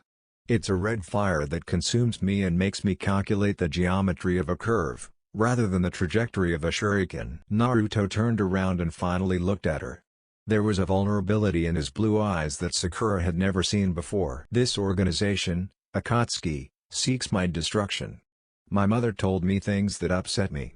Alcohol disoriented me. And this morning, my body and mind were confronted with the very epitome of my obsession, in a way that should never have happened. I need to let this pressure out, Sakura-chan. I need to verbalize that my prodigy mind is being taken over by a perverted instinct and an image that I consider the most beautiful thing I've ever seen. If I don't say it out loud to someone, I won't be able to focus on the mission of protecting Gaara. It's my only way to wipe the mental slate clean." Sakura was in shock. The confession was the most intimate thing Naruto had ever said to her, and it wasn't about love, but about desire, shame, and an obsession so intense it threatened the fate of the ninja world. She felt a pang of jealousy, though she didn't know who to point it at. Was it that red-haired mercenary he'd mentioned? Or someone else in the village? "Naruto," Sakura said, her voice barely a whisper. "What the hell did you see?" Naruto shook his head. "I can't give you details. The secret must be absolute. Just trust this, that image is my fire and my distraction. But you're the only one who knows it existed. Now, my mind is a little lighter. Since I got it out, I can focus again." Sakura bit her lip. As a medical ninja, she understood the need to release psychological pressure. But as a woman, she felt intimately connected to the secret. Naruto was showing her a weakness that was more fragile than any physical wound. She stepped forward, raised a hand, and gently touched him on the chest, over his red coat. "I understand. It's not easy, Naruto. You have to use that fire as your driving force, not your anchor. But if it's a weakness, you have to control it. Don't let the gifted pervert ruin the prodigy's strategy." The touch, the acceptance of his secret, and Sakura's playful remark were exactly what Naruto needed. The tension between them soared. He took her hand from his chest and kissed her palm softly. "Thank you, Sakura-chan. I needed my medic nin for this. I needed you to understand me." He withdrew his hand, his face transforming. The vulnerability disappeared, replaced by cold determination. His mind instantly focused on the Akatsuki map. The shock had worked. Now, the slate is clean. The plan of attack will be led by Kakashi in infiltration, and Guy in force. I will coordinate the two. And you will be the central point of support. He turned and headed back toward the camp. Sakura was left alone, watching his retreat. Her heart pounded with a mixture of shock at the intimacy, curiosity about the red fire, and a renewed fascination with Naruto's duality. He had gained her trust on the deepest, most personal level. The pink tension of the mission was now a fact. Manual discharge and shared fire, the tension breaks. The brief conversation by the river had superficially soothed Naruto, but the lingering image of the red fire and the proximity of the high-risk mission had built up an explosive physical and mental energy. His body, athletic and strong, was vibrating with an excess of vigor that threatened to overwhelm his concentration. Naruto approached Sakura again, who had fallen slightly behind, gathering his medical tools with a thoughtful expression. This time, there was no strategy in his voice, only a raw, urgent need. "Sakura. The secret I told you. It helped me focus, but only mentally," Naruto whispered, making sure the sound of the night wind and the river drowned out his words. He leaned in, his breath hot against her ear. "I need to ask you for a favor. A small favor so I can function at my best." Sakura turned around, her heart already racing from the proximity. "Naruto. What do you mean? If it's about strategy, I swear." "No. It's not combat strategy, Sakura. It's personal strategy," Naruto interrupted, looking deep into her eyes. "I need to release this pent-up energy. The mission is too important for me to be distracted by excess vigor. You're the only one here who understands." Sakura understood instantly. A blush spread down her neck. "Naruto, do you mean that?" "Yes, Sakura. That's what I mean. And we can't make a scene. I needed to be quick and quiet." The embarrassment was evident in him, but it was overcome by the need for the hero. "If you could do me a favor and use your hands, or if you like, a mouth." Sakura froze, the oxygen seemingly drained from her lungs. The audacity, the sheer audacity of the request, was overwhelming. In front of Kakashi and Guy. "Naruto. How dare you?" Sakura's voice was an angry, trembling hiss, mixed with nervous excitement. He gently took her arm, his blue eyes appealing to logic. "Please, Sakura-chan. It's not for pleasure, it's for the sake of the mission. If I don't free myself from this, my focus will be divided. I can't afford that with Akatsuki around. I need it." The mention of the mission, of the fate of the world, acted as the logical excuse Sakura needed to silence her morality. She sighed, her mind in complete conflict.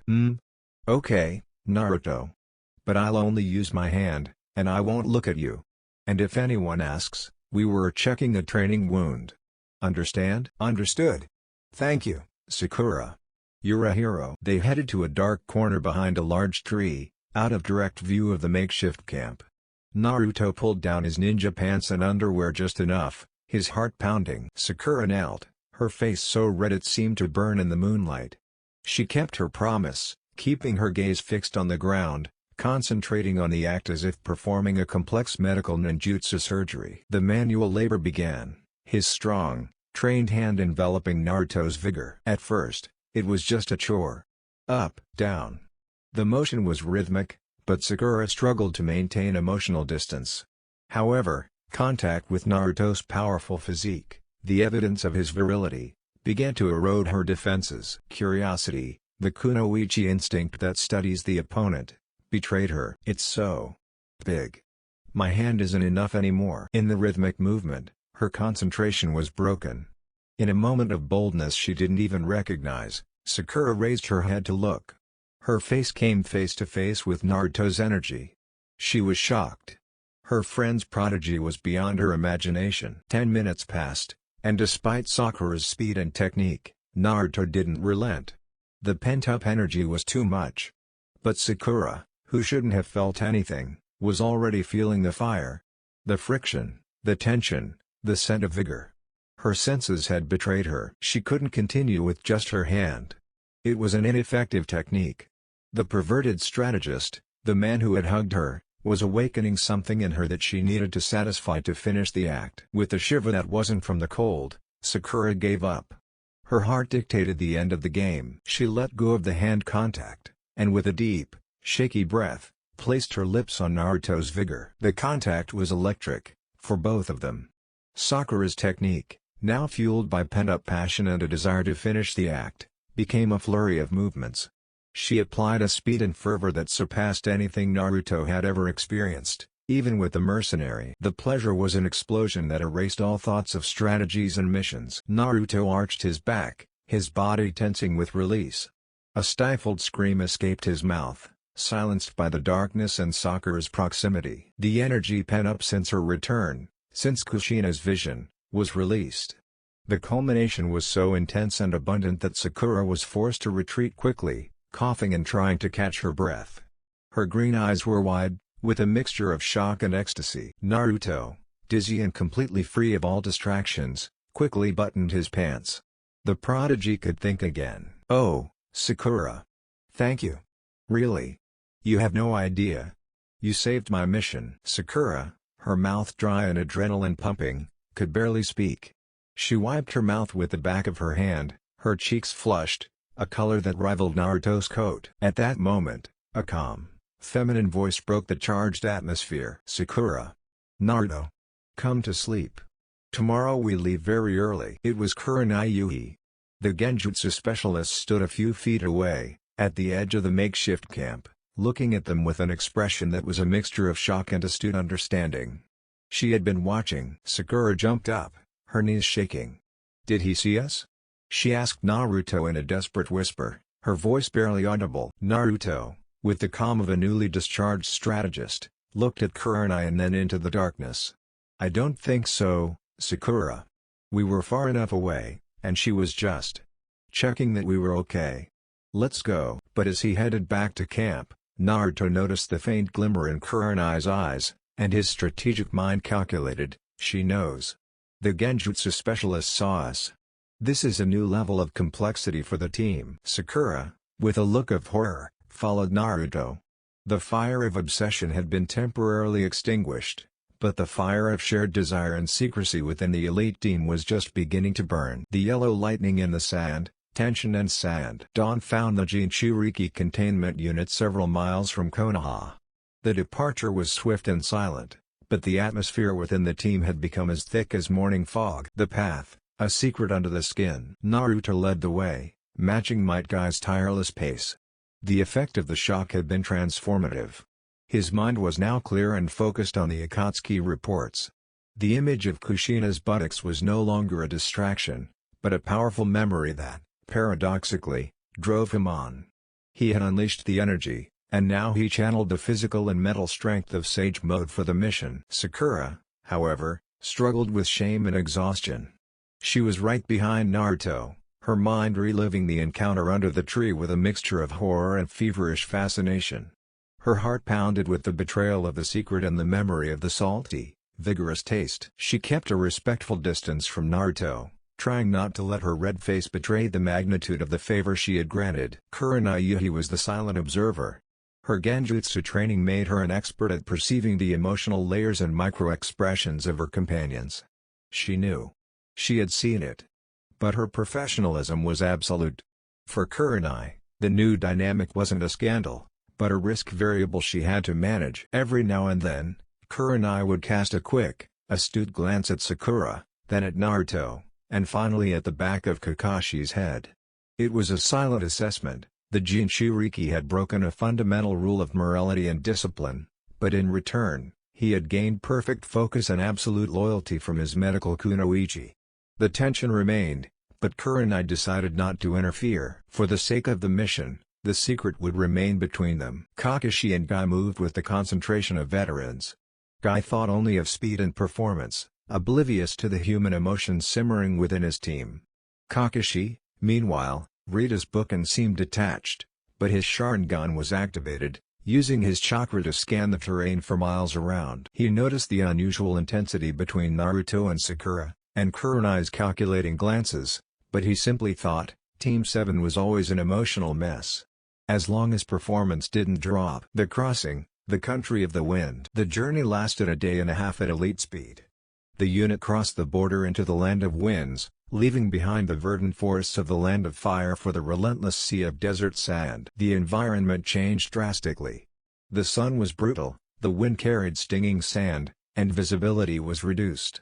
In this environment, the team's expertise shone through. Guy moved forward, using taijutsu to maintain a steady pace despite the unstable sand. Kakashi activated his Sharingan to detect any ambushes buried beneath the sand, adapting his route to avoid natural traps. Kurenai began applying small, low-intensity genjutsus to the team to counteract the sensory fatigue caused by the heat and glare of the sun. Sakura focused on maintaining everyone's hydration and chakra levels, applying iron discipline to her medical work. Naruto, in the center, used Sage Mode Perception to sense any concentration of chakra from kilometers away, especially the demonic chakra of the Ichibi or the signatures of Akatsuki renegades. Naruto, the Kazekage's chakra signature is strong and centralized, Kakashi whispered. But I also sense two dark, extremely potent chakra signatures moving toward the outskirts of Suna. It could be them. Confirmed, Naruto said coldly. We need to get in and coordinate with the Kazekage. The confrontation is imminent. Deidara and Sasori are arriving. Arrival at the hidden sand village, Suna. As night fell, the team finally reached the towering rock wall protecting Suna. The village wasn't in a state of panic, but on high alert. The rock gates were closed, and Sand Ninja patrolled the tops of the walls with tense looks. Naruto stopped in front of the doors, feeling the oppression of the environment. Kakashi-sensei, send a signal. We need to get in without creating a scene, Naruto ordered. Kakashi used a rapid communication jutsu, sending a recognition code directly to the Kazekage's office, identifying the Konoha unit. It was only a few seconds before the heavy rock doors began to open, revealing a group of Sand Ninja. At the front was Baki, one of Suna's elite Jonin and Gaara's mentor. Baki wasted no time on formalities. His eyes fixed on Naruto, recognizing him as Konoha's Jinchuriki, the man who had transformed Gaara during the Chunin exam. Namikaze-san, Baki said, forcing formality. The Kazekage is expecting you. Time is of the essence. Intelligence from Suna confirms that two Akatsuki members, Sasori of the Red Sand and a ninja known as Deidara, have been detected on the edge of the Land of Wind. Their target is Gaara. This is a war for the survival of the tailed beasts. I will escort them directly to the tower. Naruto nodded seriously, his face showing the firmness of a leader. Thank you, Baki-san. The Jinchuriki containment unit is here to ensure the Akatsuki fails. My strategy is simple, divide and conquer. We need Gaara to serve as bait in a controlled location. We need to isolate Sasori from Deidara. We have the perfect composition to counter them. As they walked through the narrow alleys of Suna, under the moonlight, Naruto noticed Sakura had stuck close to him. He felt comforted by her closeness, knowing that his favorite had ensured her loyalty and her focus on the field. Konoha's elite unit had arrived in Suna. The game of strategy was about to turn into a game of blood and sand. The yellow lightning in the arena, the Akatsuki hunt. The meeting at the Kazekage Tower was tense and brief. Gaara, the fifth Kazekage and Jinchuriki of the One Tail, was a transformed man, no longer the sand demon, but a grim and dedicated leader. He was flanked by Baki and his elite Jonin. Naruto, with his Sage Mode on standby, presented his strategy with a clarity that amazed the Suna leaders. Kazekage-sama. Akatsuki's strength lies in its dual composition. Sasori is a master of poison and long-range control. Deidara is an aerial and explosive threat. We cannot fight them together, Naruto stated. The strategy of rupture. My plan is simple, divide and conquer. We'll lure them both into an open space, and before they can coordinate, we'll force a separation and neutralize them with our specialists. Gaara, you'll be the main bait in this central plaza, but your role isn't to fight, but to hold until they're separated. Gaara nodded. Understood. Don't underestimate me, Jinchuriki of the Leaf. The attack in the division, Phase 1. There wasn't long to wait. A loud bang broke the afternoon silence. A huge C3 explosive clay bomb, the size of a small house, impacted just outside the Kazekage Tower. Smoke and dust rose, announcing the enemy's arrival. Two silhouettes calmly descended into Suna's main square, in full view of Gaara and the Konoha team. They were Deidara, flying on a giant clay bird, and Sasori, covered in his Akatsuki cloak, flanked by his first combat puppet. "Wow, little Gaara has protection," Deidara mocked from the air. "And look, the Leaf's Jinchuriki brat. This is going to be one hell of a work of art." Before Sasori could utter a word, Naruto shouted his command, his voice amplified by a small pulse of chakra. "Unity. Execute Plan Alpha." "Guy and Sakura, Sasori is yours. Taijutsu against puppets. Break their defenses and cure the poison, Sakura-chan." "Kakashi and Kurenai, Deidara. Control him in the air. Kurenai, Genjutsu to disorient his aim. Kakashi-sensei, long-range pressure." "Naruto, I'll be the linchpin, ready to neutralize any threat that breaks the line of defense." "Gaara, full resistance." The unit dispersed in a burst of speed. The clash of the specialists. Confrontation 1, Taijutsu and brute force versus puppets and poison. "Might Guy, with a shout of youth, open the fifth gate, closing gate." His speed became inhuman, transforming him into a green blur. He launched himself at Sasori, ignoring the threat of poison. "Useless.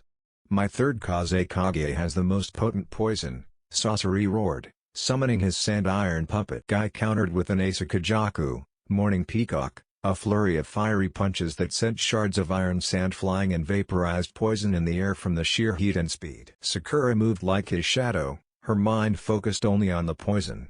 "I'm the medic. I can't fail." The memory of her encounter with Naruto had given her a rush of adrenaline and cold focus.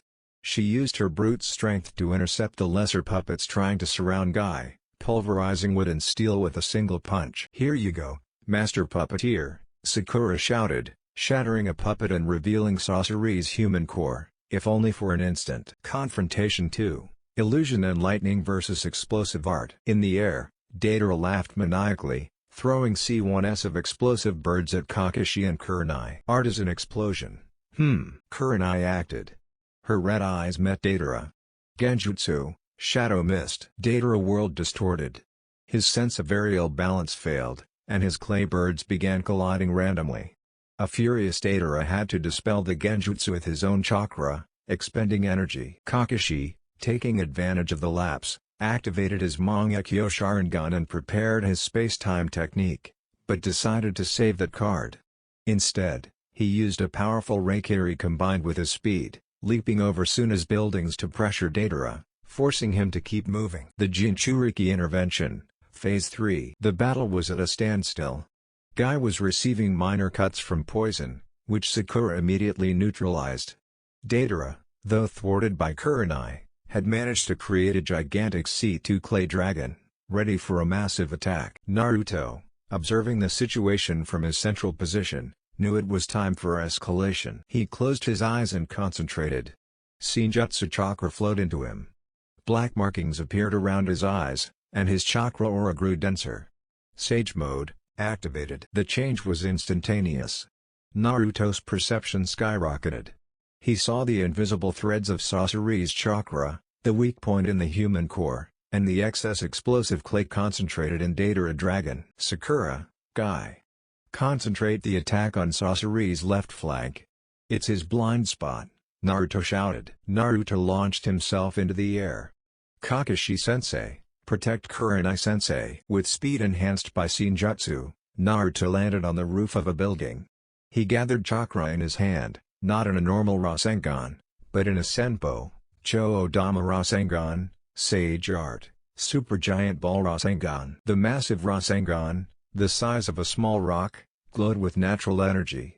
Naruto launched it at Deidara C2 Dragon with overwhelming force. The impact was catastrophic. Not only did the Rasengan destroy the dragon, but the surge of natural energy neutralized the clay explosion. Deidara, shocked, barely managed to jump from the wreckage of his creation. "Damn brat!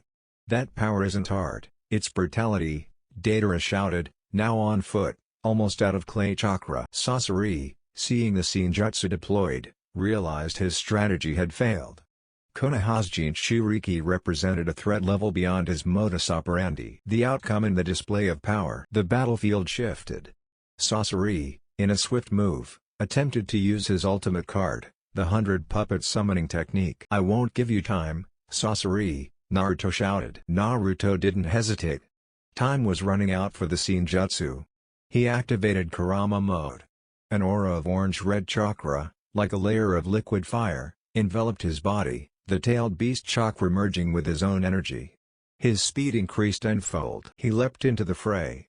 With a single swift blow amplified by Kurama's chakra, he destroyed the main mechanism of Sasori's third Kazekage puppet. Sasori, seeing his masterpiece shattered by pure force, stepped back with a hiss of frustration. The strength of the Jinchuriki is an insult to art. Deidara, seeing Kurama's chakra cloak and Sasori's failure, understood that his mission was over. There was no way to fight a Jinchuriki with such mastery and such a specialized support team. "This is a strategic retreat, Sasori," Deidara shouted, creating a small escape bird. Sasori, without his main puppet, was forced to shrink into his primary puppet form, using stealth to escape. Naruto, imposing in his aura of power, stood in the center of the plaza. "Deidara. Next time you won't run away." Silence fell over Suna. Akatsuki had been repelled. The Jinchuriki containment unit had triumphed in their first confrontation, and Naruto's strategic genius had been demonstrated. Sakura watched Naruto, her heart pounding with a mixture of admiration and terror. The man who had needed her for an intimate release was also the force of nature who had just saved the Sand Village. Naruto turned to his team. Kurama's cloak dissipated. Mission accomplished. Akatsuki is on the run. Unit, prepare for pursuit. Kurenai's strategy, a glimpse into the forbidden wish. After the victory in Suna, the Jinchuriki containment unit wasted no time. Pursuing the renegades was imperative. However, the journey back to the land of rivers slowed. The battle had been a tactical success, but the team was exhausted. The unresolved tension. As they marched, the atmosphere remained charged. Naruto was fully focused on tracking, using Sage Mode to sense the faintest chakra signatures of Deidara and Sasori, who moved cunningly to evade detection. But although his mind was on the field, the recent encounter with Sakura and a lingering memory of his mother remained background noise that disturbed his perfect perception. Sakura kept a professional distance from Naruto, but the mere proximity of her leader made her tremble. The secret of the previous night weighed heavily on her, but it was also a source of feverish energy that drove her to perform at her best. Her attention to the team's injuries and chakra management were impeccable. Kurenai Yuhei watched them both. The Genjutsu specialist had kept the secret, but she knew that suppression of such intensity could be more dangerous than release. If Naruto's mind was compromised, even for an instant, the fate of the ninja world could be at stake. She needed to test her approach. The Genjutsu challenge. As night fell, the team stopped at a small oasis to rest and resupply. Kakashi stood guard, while Guy did low-impact exercises. Kurenai approached Naruto, who was sitting alone, reviewing his strategy notes. "Naruto," Kurenai began, her voice low and serious. "Your performance in Suna was impeccable. Your strategy to break up the Akatsuki pairing was brilliant. But, as a mind specialist, I must ensure that your concentration is absolute." Naruto looked up, noticing the unusual intensity in the Jonin's eyes. "I'm the mission leader, Kurenai-sensei. I'm focused. Sage Mode gives me perfect focus." Kurenai smiled, a cold and challenging smile. "Senjutsu sharpens the physical, Naruto. But the mind, the heart, the desire, is where the true weakness lies. I've noticed your tension with Sakura. And I've noticed something else in your aura since you left Konoha." The mention of his tension with Sakura and her aura put Naruto on alert. "She knows everything. For the sake of the mission, I need to test you. I need to see if the Prodigy can withstand the weakness of man." Before Naruto could react, Kurenai activated a high-level Genjutsu, without hand seals, just with her gaze. Genjutsu, Mirror of Forbidden Wish. Naruto's world dissolved in an instant. The oasis disappeared. He stood in a dark room, illuminated by a soft red light. The air was heavy, laden with the scent of sage and passion. Before him appeared the figure that had been tormenting him. It wasn't Sakura, nor the red-haired mercenary. It was Kushina Uzumaki. She was dressed in the black lace of the morning, her red hair falling like a silky veil over her shoulders. The figure was perfect, an exact replica of the fleeting sight that had disoriented him in the hallway, but this time, she was looking at him with an expression of ardent invitation. "Naruto." Kushina's illusion whispered, her voice a mix of her mother's sweetness and a seductress's boldness. "You've missed me. So much energy, so much power. You don't have to resist. The fire of your bloodline calls to you." The figure approached him, moving with a hypnotic cadence. Kushina's illusion hand reached out, its touch promising to be the complete release of his obsession. Naruto's body reacted instinctively to the genjutsu, his heart pounding in his chest. The desire, the forbidden attraction he'd been burying beneath strategy, exploded in his mind. His breathing quickened, and his fists clenched in the internal struggle. "It's an illusion. It's not her. It's a weakness," cried the voice of reason. Sage Mode activated his self-defense. Senjutsu, which connected him to the reality of nature, fought against the illusion. In the real world, Naruto was stiff, his eyes closed, a drop of cold sweat running down his temple. Kurenai watched every micro-expression, looking for the moment his mind would give in to desire. The force of desire was almost as strong as illusion. But Jiraiya's training and the weight of his duty were stronger. With a suppressed scream, Naruto broke the genjutsu. Kai. The red world shattered. Naruto found himself back in the oasis, panting, his eyes wide and filled with determination, but also with deep shame at the contents of the test. Kurenai looked at him with respect and a hint of pity. "You broke the illusion, Naruto. You are strong." "What? What did you see in my mind, Kurenai-sensei?" Naruto asked, his voice hoarse. Kurenai shook her head, maintaining her professionalism, but giving Sakura, who was watching from afar, a meaningful glance. "I saw what's distracting you. I saw your fire, Naruto. And what I can tell you is this, that image is a monumental weakness in a genjutsu. If an enemy manages to exploit that obsession or that memory, you will be lost. Control the fire of your desire, or the fire will burn you. For now, your will has won. You are ready to lead." Naruto nodded, a new layer of discipline forged in his mind. He now knew his obsession with Redheads was at cage-level risk. "Understood, Kurenai-sensei. Thank you for the test. The report has been received." As she left, Kurenai walked past Sakura, and only addressed her with a single sentence in a low tone, "Your friend has a heart full of fire, Sakura. He's dangerous, but that's what makes him a leader. Stay close to him. He'll need it." Sakura nodded, not fully understanding the depth of Kurenai's vision, but sensing the urgency. The secret between her and Naruto was no longer just theirs. The tension had risen, she was now a threat recognized by Leaf Intelligence. The Uzumaki household, usually a sanctuary of warmth and controlled activity, now felt vast and empty. Naruto's absence was a physical hole that Kushina tried to fill with silence. The memory of the last day, fraught with awkward encounters and tension, had hung in the air like dust in the Suna Desert. Kushina sat at the dining table, the same one where they had shared the welcome dinner, now clean and deserted. A single bottle of sake sat beside her, the same strong drink that had acted as a catalyst for her vulnerability the night before. While Naruto ventured deeper into the land of wind, facing the threat of Akatsuki, Kushina waged a much more intimate and destructive war. The awakening of the flesh. She took a sip of sake, which burned sweetly in her throat, but it couldn't compare to the fire coursing through her body.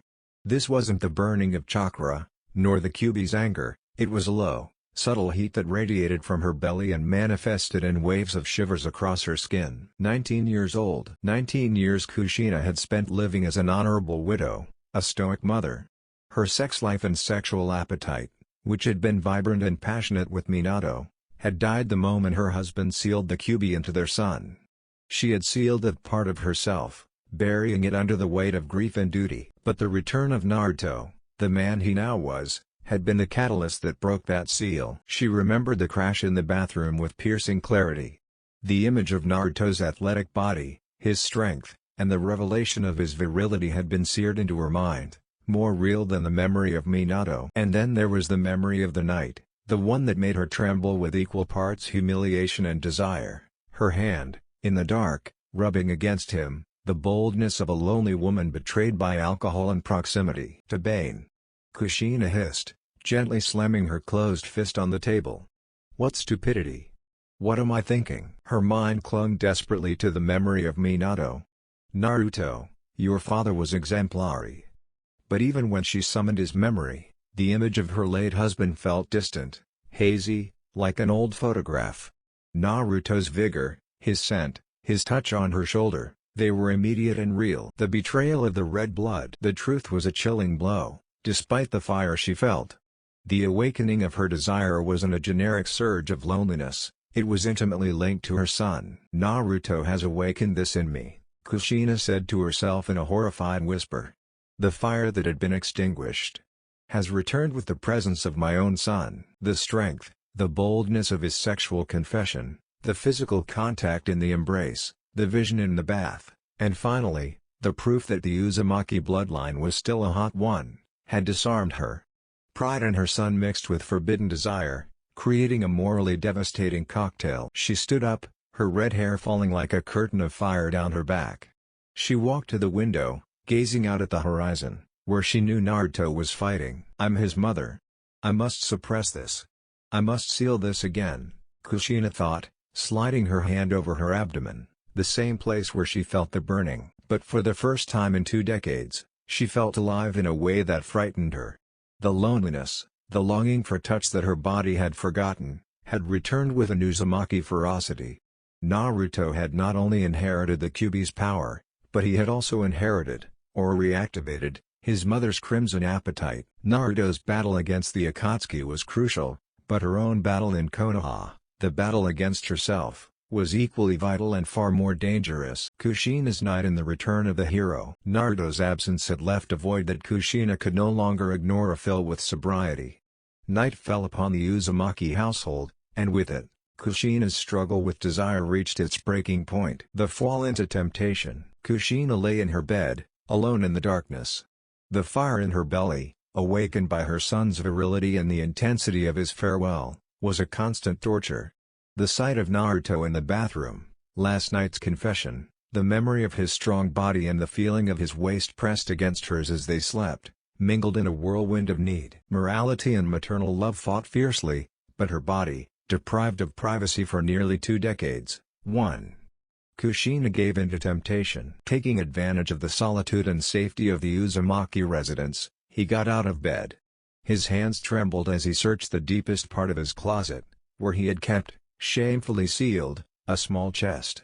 From it, he took out an antique toy he had bought in a moment of desperation shortly after Minato's death, but had never had the courage or the need to use. He returned to bed, and under the veil of darkness and loneliness, he began the act of his liberation. She used her fingers first, the warmth of her own flesh providing the only relief from the burning sensation. But the relief was insufficient. The mental image her body demanded was too intense for simple stimulation. She needed to relive the boldness and power her son had brought back into her life. Heart pounding, she inserted the toy. The pleasure was immediate and explosive. The pent-up need was released in waves of physical ecstasy. Kushina's mind, betrayed by desire, was no longer on Minato, but completely on Naruto. The screams were inevitable. Muffled by the pillows, but audible in the silence of the residence, the sound of the former Jinchuriki's sexual release echoed over and over again. Kushina replayed the scene of Naruto in the bath, the image of his vigor and dripping body. She relived the moment she'd rubbed against him at night, the warmth of his waist pressed against hers.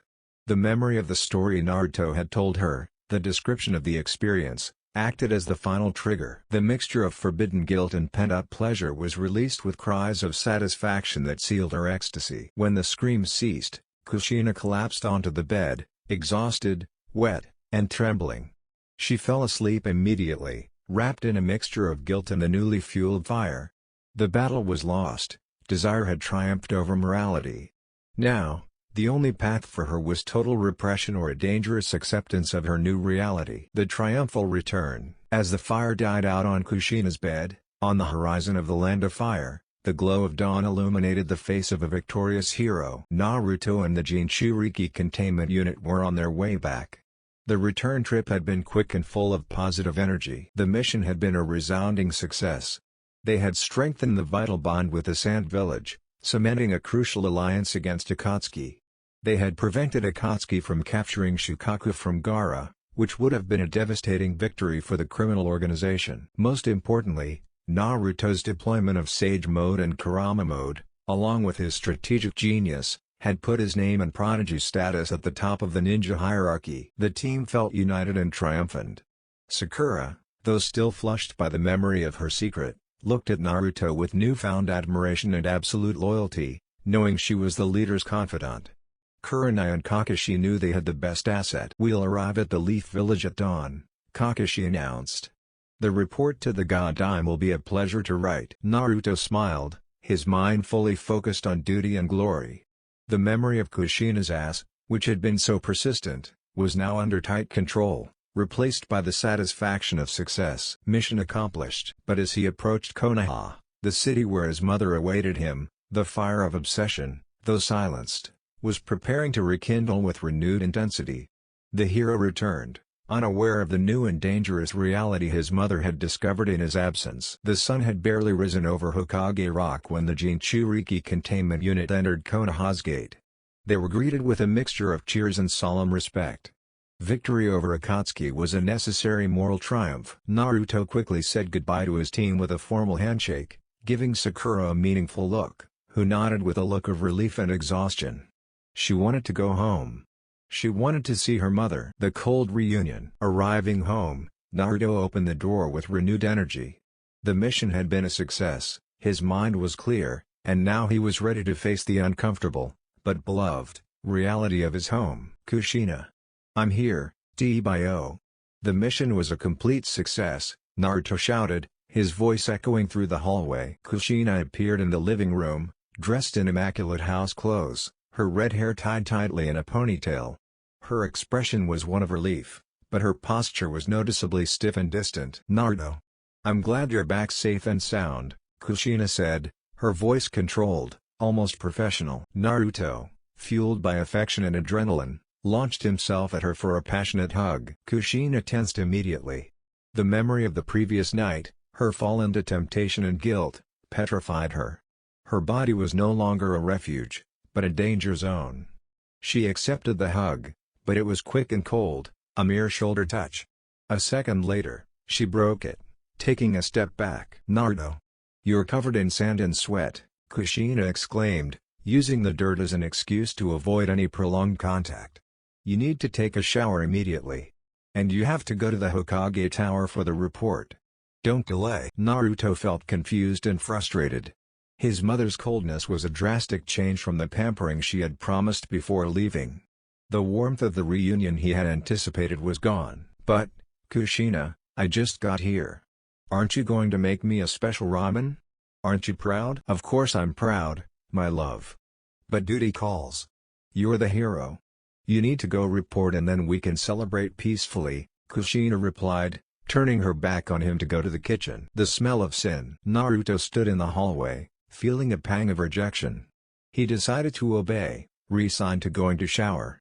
He headed for the bathroom, but as he walked, his training and his sense of smell, still sharpened by the residual sage mode, sent him an unmistakable signal. The air in the house was normal, but there was a subtle residual scent in the air of the Uzumaki residence, a scent that his brain processed as an anomaly. Naruto stopped dead in his tracks.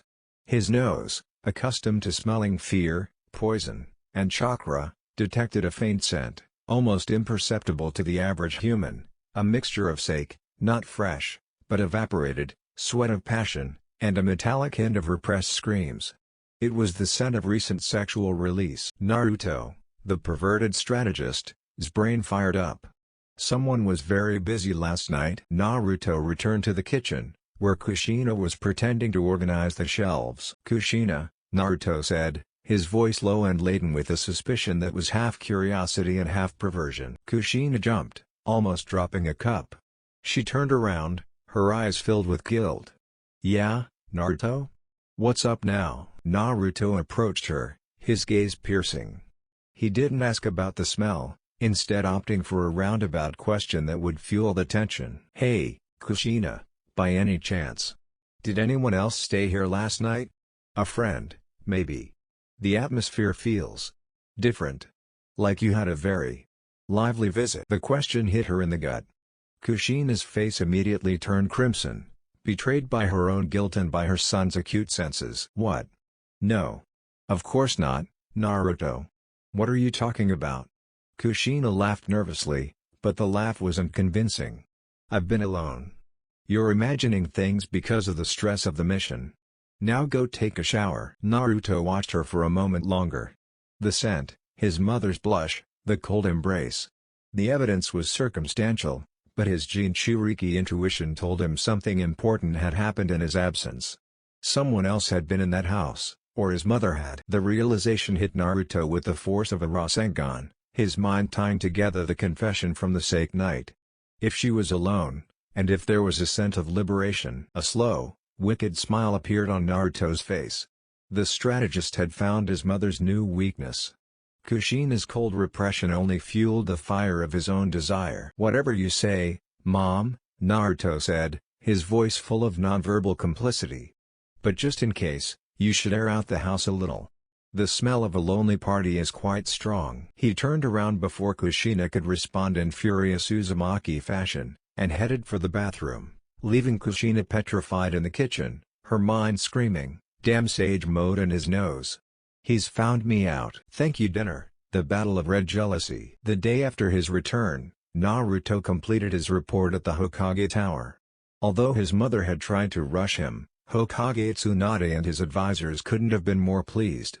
The immediate threat had been repelled thanks to Naruto's leadership. The strategic invitation. Keeping his promise to Kushina of a quiet celebration, Naruto decided to extend an invitation that would serve several purposes: to thank Sakura and, secretly, to test his mother's reaction to a potential rival. He approached Sakura after the report.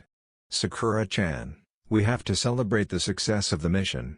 I want to invite you to dinner at home tonight. Kushina will make the ramen." Sakura tensed. Being around Kushina, with a secret from last night weighing on her, was terrifying. "At your house, Naruto? I don't know." Naruto took her arm with a pleading look that Sakura couldn't refuse. "Please, Sakura-chan. I need my mother to see that the unit is united. Also, I owe you a proper thank you. A thank you for your hard work."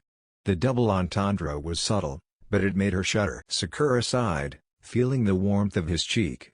"It's okay, Naruto. But just for a little while. I have to leave early." The awkward dinner. Dinner began with an artificially cheerful atmosphere. Kushina had cooked their celebratory ramen, though not with the passion of the first night, and she was trying hard to be the perfect hostess. However, her attitude towards Sakura was one of icy politeness. Kushina wasn't jealous of Sakura as such, but of the intimacy they shared. Naruto's cold embrace, the scent he'd smelled, and now the presence of another young woman at the table who clearly shared a secret with her son, triggered her insecurity and her newly awakened possessive appetite. The conversation flowed superficially until Naruto, with the strategic intent of his plan, decided to raise the stakes. He looked directly at Sakura, his smile becoming twice as charming and twice as wicked. "You know, Sakura-chan," Naruto began, taking a sip of tea, pretending to be casual. "Your performance on this mission was truly key. Without you, I wouldn't have been able to concentrate at all. I was filled with so much pent-up negative energy, but thanks to your manual labor before we left, I was able to release all that tension and focus on Akatsuki." Sakura coughed, her face turning a deep red. She tried to divert the conversation. "And Naruto, please. I mean, it's my duty as a medic nin. My strength is an asset." Naruto laughed, the fire in his blue eyes directed at his mother. "Of course she is. But I mean more than your strength. I mean your precision, Sakura. The way you handled my greatest weakness. The way you made sure I was totally drained and ready for battle. Few people can do that, right, Kushina?" The double entendre was a direct blow to Kushina's face. She understood the reference perfectly.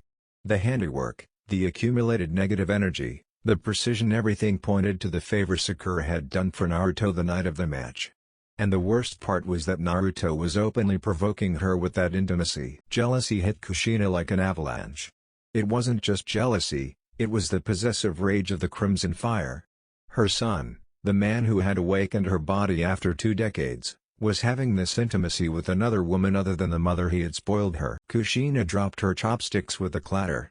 Her hostess' smile tightened into a steely mask. "Sakura-san," Kushina said, her voice turning low and dangerously ironic. She stood up and stared at the wall clock. "Look at the time. It's already 10:30. You might want to consider getting some rest, young lady. It's very late." Sakura looked at her watch and then at Kushina, feeling the palpable hostility. "Oh, yes, Kushina-sama. You're right. I was going to leave." Kushina approached the door, opening it with unnatural haste. "Yes, because you know the walk back at this hour can be dangerous for a lone kunoichi," Kushina continued, the irony in her voice clear. "Leave now, before you're caught alone with my son. We don't want the heroine of the mission to have an accident on her way home. Go now." Sakura quickly stood up, gathering her ninja backpack. "Thank you for dinner, Kushina-sama. Naruto, I'll see you tomorrow." Naruto stood up to escort her, but Kushina stood in the way. "I'll see her off, Naruto. You sit down and finish your bowl." Kushina waited until Sakura disappeared into the darkness before closing the door with a loud bang. She turned to face Naruto, her red hair seeming to ignite in the lamplight. "Naruto Uzumaki," Kushina hissed, the control finally breaking. What the hell was that? The battle of the red fire had gone from metal to confrontation. The sharp click of the door closing sounded like a gunshot. Kushina stood before Naruto, her figure tense, her red hair seeming to ignite in the kitchen light. Jealousy, guilt, and unresolved desire manifested in her Uzumaki fury. Naruto stood up from the table, his strategic calm clashing with his mother's storm. "Mom, what are you doing? Why did you chase her off like that?" Naruto asked, genuinely annoyed by the outburst, though the result of the provocation pleased him. "Sakura is my teammate, and I was thanking her for her crucial help." Kushina approached him, Uzumaki rage burning in her eyes. There was no room for sweet motherhood, only for the woman betrayed by her own desire. "Thanking you, to Bane. Thanking you with obscene references at my table?" Kushina hissed, keeping her voice low so it wouldn't be heard outside the house. "Don't tease me, Naruto. I understand ninja language, and I fully understand the double entendres. You were talking about that girl using her hands to release your energy. How dare you bring that girl here, after everything she went through?" Naruto leaned on the table, his own voice deeper, defiant, and cunning. It was time for the interrogation she deserved, so she'd understand the game went both ways. "Everything that happened, Kushina? Do you mean my shock in the bathroom? Or do you mean the fact that you used me as a drunken sex pillow? Or maybe, do you mean that you confess to me that you have no control over your own lust?" Kushina staggered back, the impact of her own truths being used against her devastating. "Shut up. That was the duel. I was alone. And I'm in the prime of my youth, and I have to lead a war," Naruto retorted coldly. "I can't have my mind filled with a forbidden vision or an excess of vigor because of you. Sakura helped me focus, yes. It was a strategic medical service for the good of the mission, because the fire of my desire is very difficult to control, and you know it well." Naruto took control of the interrogation, his blue eyes fixed on his mother's red face. Kushina's fury began to turn into desperation and a dangerous arousal. "Now, Kushina. Since we're talking about secrets, I asked you a question this morning that you avoided. A question my sage instinct compelled me to ask." He leaned towards her, the proximity oppressive, the heat of his toned body invading Kushina's space. "I asked you if anyone else was here last night. You denied me. The smell of a lonely party was very strong, Mom. I smelled it. Confess. Who visited you? Who else used this house for their release, while I risked my life?" Kushina felt her defenses crumble. Her son had cornered her. The truth was, she'd been alone, and that was even more embarrassing. She couldn't tell him she'd masturbated with a toy thinking about him. "No one, Naruto. Don't you dare. I was alone. Just me." The lie was weak, almost a whimper. Naruto smiled slowly, a smile that was the quintessence of the perverted strategist. He understood. "Ah. Alone. I see," Naruto mused, his voice now soft and seductive. "So, the Crimson Fire has already broken its seals, Kushina. It wasn't just me. You've broken free in my absence as well. Now, do you understand why I need Sakura-chan to channel my energy? Because if I don't channel it, I could end up somewhere much more dangerous." Naruto had won the first skirmish of the Tenshin War. He had exposed his mother's secret and justified his own intimacy with Sakura. Kushina stood speechless, her mind screaming with fury and overwhelming arousal. The interrogation hadn't just revealed her secret, it had raised the stakes between them to an unsustainable level. "Go to sleep, Naruto," Kushina managed, her voice barely a whisper. "Go to sleep. And don't you ever mention Sakura Haruno in this house again." "Sleep, Mom," Naruto repeated, with a triumphant smile. "Good idea. Although, with all this fire floating in the air, I wonder if sleep will be peaceful." Naruto climbed the stairs, leaving Kushina reeling. The confrontation was over, but the escalation of desire and guilt was just beginning. The freezing rescue, tensions heat up. The confrontation in the kitchen had left Kushina in a state of turmoil. She went up to her room, but Naruto's victory in the interrogation had left her feeling empty and guilty. She lay down, the fire of rage extinguished, replaced by the cold reality of her loneliness and the harshness with which she had treated the son who had just risked his life for the village. "I was cruel.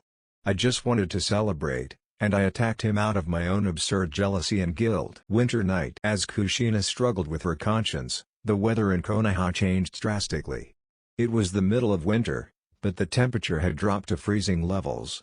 At 1 in the morning, a soft, silent blanket of white began to fall. It had begun to snow. Kushina, even under her thick sheets, felt terribly cold.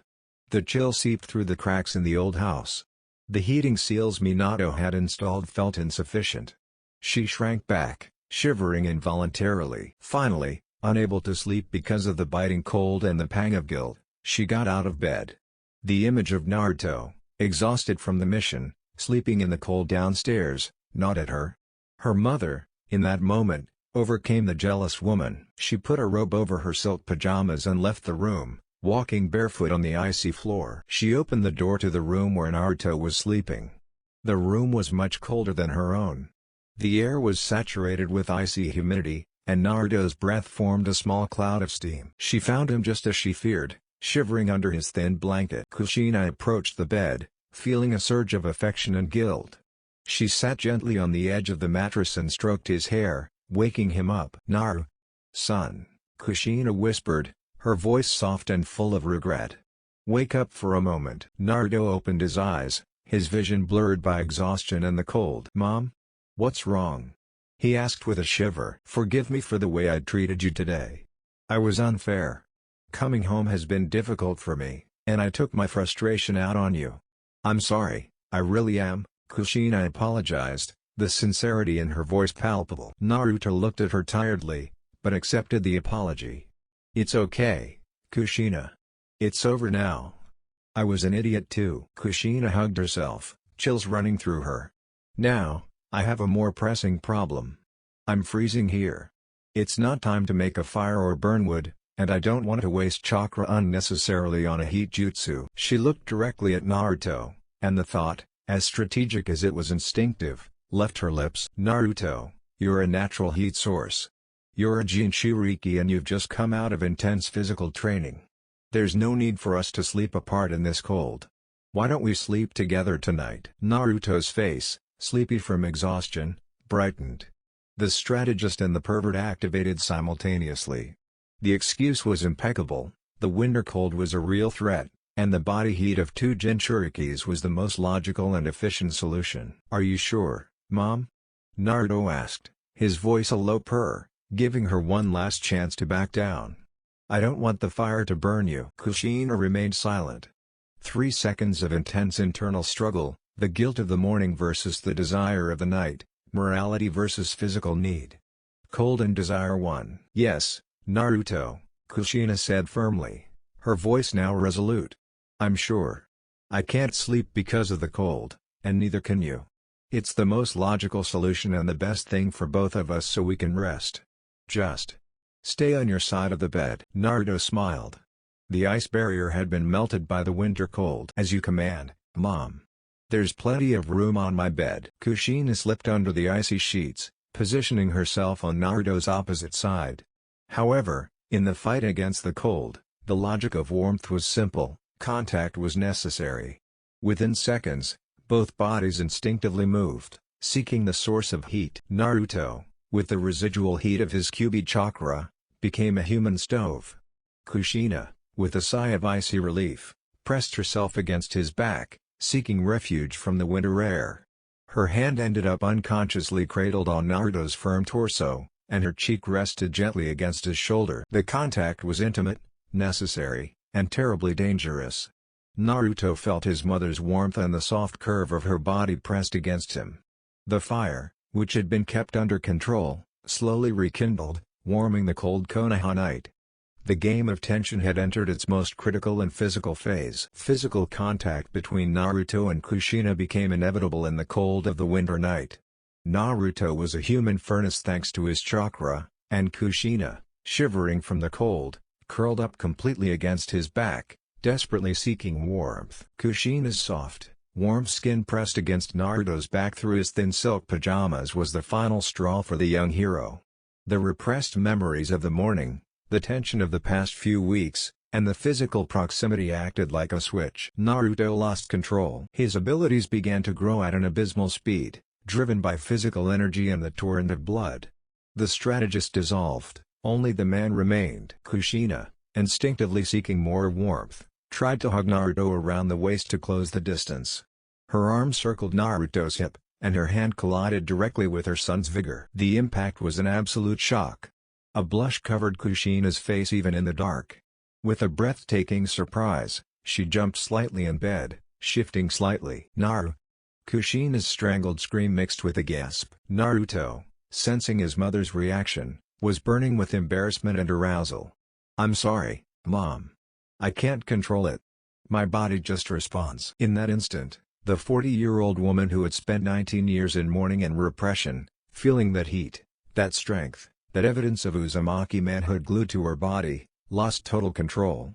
The jealous mother and the lonely woman merged in an act of surrender to the crimson fire. Kushina, instead of screaming or running away, acted with the boldness that had characterized her in her youth. She reached out with both hands, firmly gripping Naruto's tool. Naruto moaned, a small whimper of uncontrollable pleasure escaping his lips. "Naru," Kushina whispered, her voice deep, husky, and laden with an intimacy they'd never shared before.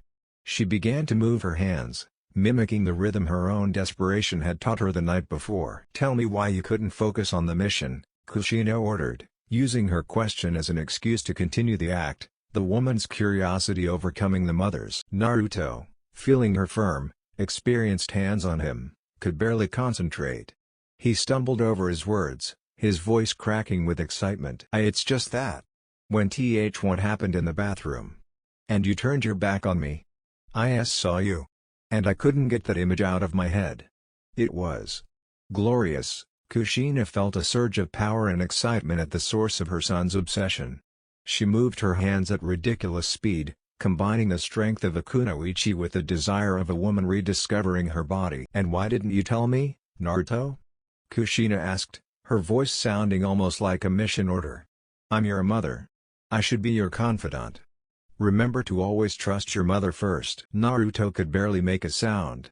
He only moaned at the intensity. As an aside, Kushina continued, her tone suddenly jealous and playful, as she changed pace. "Sakura.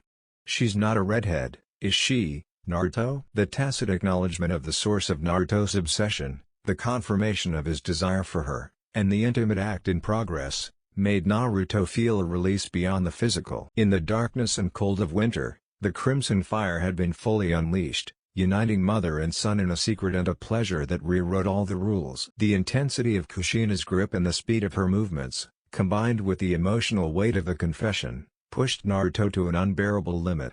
The strategist had given up, only the man remained, overwhelmed by forbidden pleasure. "Mom, stop. I'm going to." Kushina, sensing her release imminent, ignored her son's plea. Jealousy, pride in Naruto's virility, and the need to seal the intimacy between them over Sakura's, drove her to continue at a frantic pace. Naruto's release was an explosion of lust that lasted an intense and prolonged 15 seconds. Naruto felt a shock so powerful it felt like a second heart was beating furiously in his groin. The pleasure was so overwhelming that he was screaming uncontrollably, but his instinct forced him to stifle the noise. Desperately, he used his free hand to cover his own mouth, his moans muffled in his palm as his body arched under the intensity of the moment. The mattress beneath them absorbed the heat and evidence of the release. When the agony of pleasure subsided, Naruto fell back, his breathing ragged and deep. His mind, though purged of all tension, was immediately filled with shame and pragmatism. Kushina stood still for a moment, her hands feeling the weight of release, her heart pounding with the audacity of her act. Naruto caught his breath and turned to his mother, his voice a mix of scolding and the commanding tone he had acquired as leader of the elite unit. "I warned you to stop, Kushina," Naruto said in a firm, resigned tone. He felt his face heat up. "Look what you did. You ruined the whole bed." Naruto surveyed the mess and dampness he'd created. There was no way he was going back to sleep on that mattress. The cold was too intense to wait for it to dry. His mind, returning to the strategist's logic, made a quick decision. He got out of bed, no longer ashamed. The game was over, now there were only logistics to be resolved. "We'll have to sleep in the master bed. Get the bed ready," Naruto ordered in a firm, commanding voice, leaving no room for argument. "It's the only way we won't freeze to death. I'll go wash this right now. I'll come back to sleep in your bed." Kushina was still in shock from the intensity of Naruto's release and the magnitude of what he had just done. Her son's order, the masculine tone, and the boldness of the action acted as a shock of discipline. She, the fierce Jinchurikian matriarch, nodded silently, her cheeks flushed. Naruto headed to the bathroom, leaving Kushina alone in the dark. He had to deal with the mess they'd created and prepare for the next, and much more dangerous, stage of their new nightly arrangement. Frozen Peace and Fire News, the new enemy. Naruto returned from his morning shower, the towel draped around his waist. He found the master bedroom with a large double bed already made. Kushina was tucked under the sheets, already on the opposite side, her eyes closed, pretending to sleep. The shame of the act of liberation and the guilt over the mess had driven her to the utmost discretion. Naruto slipped under the icy sheets, the warmth of his body soon beginning to radiate. He positioned himself on her side, maintaining a respectful distance. For the first time that night, the chaos of the mission and the tension in the game dissolved. The night of truce. That night was peaceful. They both respected each other's space, as much as possible. The intense cold of the room was the guardian of their morality, forcing them to seek warmth, but not daring to seek more. Naruto, relaxed by the physical release and quick shower, quickly fell asleep. His mind, free of distractions, fell into the deep sleep a war hero deserved. Kushina, however, was slow to fall asleep. Though Naruto's warmth was a welcome relief, the fire in her mind burned bright. Lying there, feeling her son's warmth inches away, she couldn't get the moment of release out of her mind. The image of Naruto's tool, the sound of his scream, the intensity of his vigor. Her mind bogged down with a series of forbidden questions. How would it feel if that massive amount of chakra entered me? Would it hurt? Would it be something unparalleled, beyond what Minato gave me? Kushina finally fell asleep, exhausted, amidst 1,000 questions that now defined her loneliness and her desire. The Hokage's office, devastating news. At noon, Naruto appeared at the Godime Hokage Tsunade's office for his formal report. Shikamaru and Shizune were present. The atmosphere was celebratory, but tension lingered in the air. Tsunade, with a grim expression that contrasted with her usual firmness, slammed a report on the desk after congratulating Naruto. "Naruto, your mission was a success. But now, you have to deal with news that will change your life forever.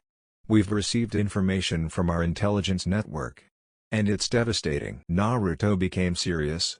"Is Akatsuki regrouping?" "Worse than that. Rumors from Jiraiya's spy network and Leaf Intelligence agree, Sasuke Uchiha killed Orochimaru." Naruto felt the blood drain from his face. "What? Sasuke killed? Orochimaru can die? That man was a monster." "Apparently, Sasuke not only killed him, but absorbed his power and has become immensely more dangerous," Shizune continued, her voice shaking. "But the main news is his affiliation. Sasuke is not alone. We have unconfirmed, but consistent, reports that Sasuke has joined Akatsuki as a subdivision, an independent team." Tsunade slid another scroll across the desk, containing a list of names. "He has formed an elite team. They call it the Taka, Hawk, but in some networks it is known as Ryuno aka, Red Dragon in Japanese. It is said that he works with 3 other ninja, all former experiments of Orochimaru who are now loyal to him. Naruto read the list of names, and his eyes widened with a shock that overshadowed even the news of Orochimaru's death. Hugo, a former experiment with the ability of the curse mark and the absorption of natural energy. Tuya, the sound ninja who helped him escape the leaf. Tuya. I remember her. Karen Uzumaki, a redhead. From the Uzumaki clan. Naruto was stunned. His mind, the strategist's, processed the information, but the redhead-obsessed man reacted with a mixture of horror and fascination. Sasuke joined Akatsuki. He killed Orochimaru? And, most of all, he has 2 redheads? Naruto put his hand to his head. The news was a bombshell. Tuya. I remember her. She was beautiful back then. I never thought she'd still be alive and loyal to that idiot. Then his gaze fell on the last name, Karen Uzumaki. Karen Uzumaki? From our clan? And she has medical powers? If she's as beautiful as Kushina, it must be interesting. The perverted instinct and obsession had returned with the force of lightning, eclipsing the gravity of Sasuke's betrayal. His nemesis had not only risen to the pinnacle of power, but was now the leader of a red-haired nest of fire. The personal and strategic challenge had just become immensely more complicated and, for Naruto, far more seductive. Jealousy, fire and heat logic, the battle for the bed. Naruto returned home with his head spinning from the news. Sasuke was in the Akatsuki, a team called Red Dragon, and above all, 2 redheads, Tuya and a certain Karen Uzumaki. The obsession he'd been trying to quell exploded with the confirmation that his nemesis had made the strategic pervert's dream team. Kushina was waiting for him. She had prepared a pot of tea, her face showing genuine maternal concern for the outcome of the report. Naruto, what did Tsunadeheim tell you? Are Sasori and Datara nearby? Naruto sat down heavily, his blue eyes fixed on his mother's face. The beauty of Kushina's scarlet hair, the epitome of his desire, had never been so intense. Worse than that, Mom. It's about Sasuke. Naruto told her the whole news in a somber tone, reserving only the most scandalous details of the redhead rumors. Kushina listened to Sasuke and Orochimaru's story with a mixture of horror and fury. But when Naruto mentioned Karen Uzumaki, her attention was caught. Another Uzumaki? And she has our hair? And medical powers? Kushina was immediately jealous and alarmed. The idea of Sasuke having a potentially young and beautiful member of his clan seemed like a personal insult to her, a direct rivalry for the Red Fire. Yes, it's a serious problem. It means that Sasuke is not only powerful, but he has a rearguard that understands our clan, Naruto said, using logic to hide his interest. And, honestly, having 2 ninjas who understand perversion chakra on your team is a psychological weapon. The atmosphere became tense. The news about Karen, another powerful redhead, reawakened Kushina's jealousy and panic over the previous night's escalation. The bed escape. As night approached, Kushina made a firm decision. She couldn't allow herself another release or the audacity Naruto displayed. She couldn't tolerate Naruto thinking about other redheads while in her bed. When Naruto returned from organizing his scrolls, he found Kushina trying to take apart the double bed. She was folding sheets and moving a thin mattress she had found in the closet. "What are you doing, Mom?" Naruto asked. "What must be done, Naruto? It's not as cold as it was last night," Kushina replied, avoiding his gaze. "And we must maintain discipline, especially with Sasuke's new threat. We'll sleep separately. I'll sleep here again in the main room, and you'll sleep on the thin mattress on the floor. It's for the best. No more sharing a bed." Kushina was desperately putting up a distance barrier. Naruto smiled. His mother's strategy was noble, but illogical in the cold. He leaned against the doorframe, his posture one of calm dominance. "No, Kushina. You won't," Naruto said, his voice full of authority. "I'm your mother, and I decide how this house is run," Kushina exclaimed, furious. "And I'm the leader of the Jinchuriki unit, and your son, and I make decisions based on logistics, not your insecurities," Naruto retorted with strategic coldness. Naruto walked over to the thermostat and checked it. "The temperature's gone up 2 degrees, but it'll drop again tonight. Trying to sleep on a thin mattress is foolish. Besides," he continued, approaching her with an intensity that forced her to step back, "the new threat of Sasuke means we need to be ready. If the Red Dragon attacks the village, we need chakra focus. You and I are the main assets. We need to be in the same room, where we can fuse chakra quickly if necessary. Naruto took the thin mattress she had taken out and folded it, returning it to the closet. The distance excuse is over, Mom. The bed thing was a mistake, yes. But the logic of warmth and the logic of defense are irrefutable. We'll sleep in the double bed. Naruto took the sheets that Kushina had folded and began to calmly spread them on the large bed. Aside, Naruto continued, his voice dropping to a perverted and defiant whisper, I don't want you to think I'm going to be thinking about that Karen Uzumaki in another bed. It's best if you sleep here and make sure your son only has your red fire on his mind. Kushina froze. She'd lost the battle of logic and the battle of jealousy. Naruto had cornered her. Fine. Do whatever you want, Kushina shouted, surrendering, but her eyes blazed with a mixture of fury and the arousing humiliation of being dominated.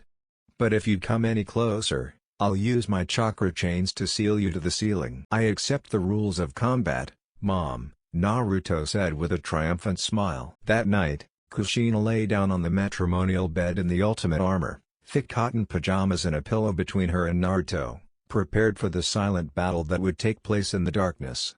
Kushina's jealousy fire had failed, Naruto's heat and defense logic had won the night. The night in the marital bed had been, surprisingly, a dense truce. The barrier of the pillow and Kushina's thick pajamas served as psychological armor. They both slept out of necessity, though the closeness was a torture of silent desire. The next morning, Naruto woke up with his focus restored and headed to the Hokage Tower. The Hokage's office, the hunt for Taka. At the office, Naruto was greeted by Tsunade and an unexpected Jiraiya, who had just arrived in Konoha after following Akatsuki's trail and Orochimaru's movements. Tsunade was direct. Naruto, we've made a decision. Sasuke's Ryuno aka team is a direct threat. We need to prevent them from becoming an operational arm of Akatsuki. We're going to send a tracking and containment unit. Jiraiya smiled mischievously at Naruto. And who better to track a snake than that pervert with the superior nose and his godfather, T-Bio. I've been following Sasuke's chakra trail. We'll be leaving in 3 days. We'll be a light unit, focused on infiltration and intelligence gathering. You, me, and Kakashi. But your main task, Naruto, will be to understand the composition of that team, especially that of Orochimaru's experiments. Naruto felt a surge of excitement he couldn't hide.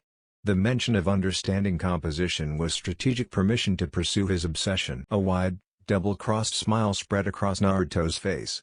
The thought of 3 days of preparation, followed by the thrill of the hunt and the inevitable confrontation with the two redheads, was a stimulant greater than any jutsu. Understood, Tsunade-sama.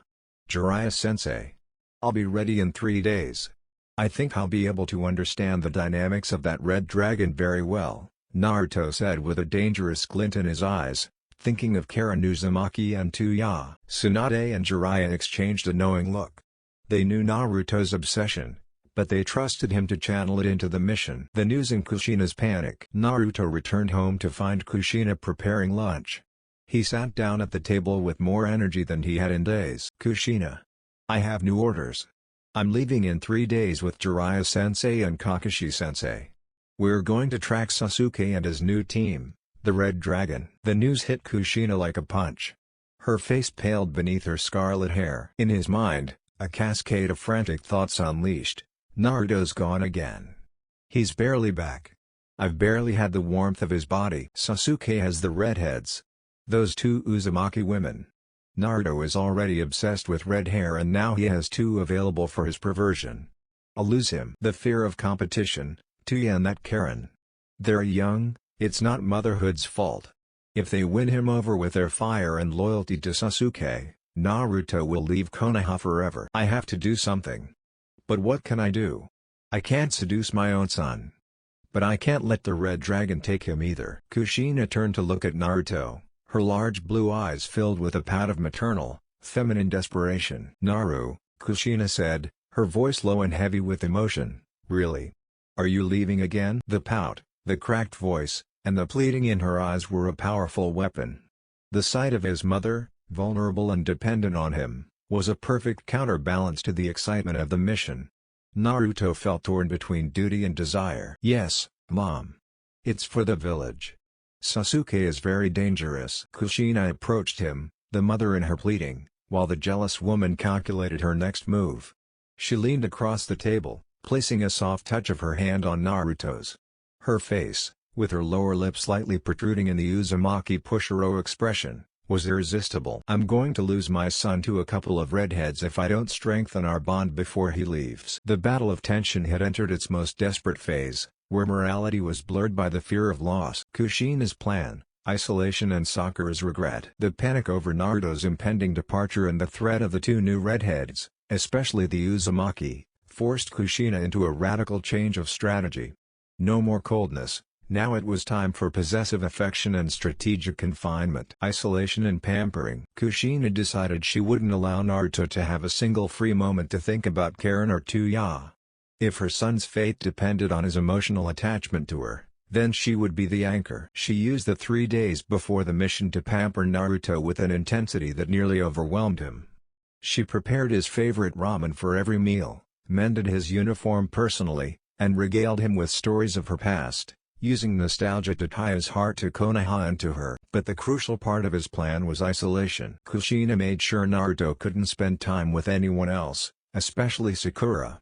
If Naruto went out to train, Kushina was there, watching. If he tried to go to the training grounds, Kushina would stop him with an excuse of cleaning or preparation. The plan culminated in an unwavering directive for the evening. Naruto, Kushina declared with a seriousness that brooked no argument. For these 3 days, you will sleep with me, in my bed, without pillows, without barriers. The fear of your mission and the risk you are taking is too great. I need the reassurance of your warmth and your presence.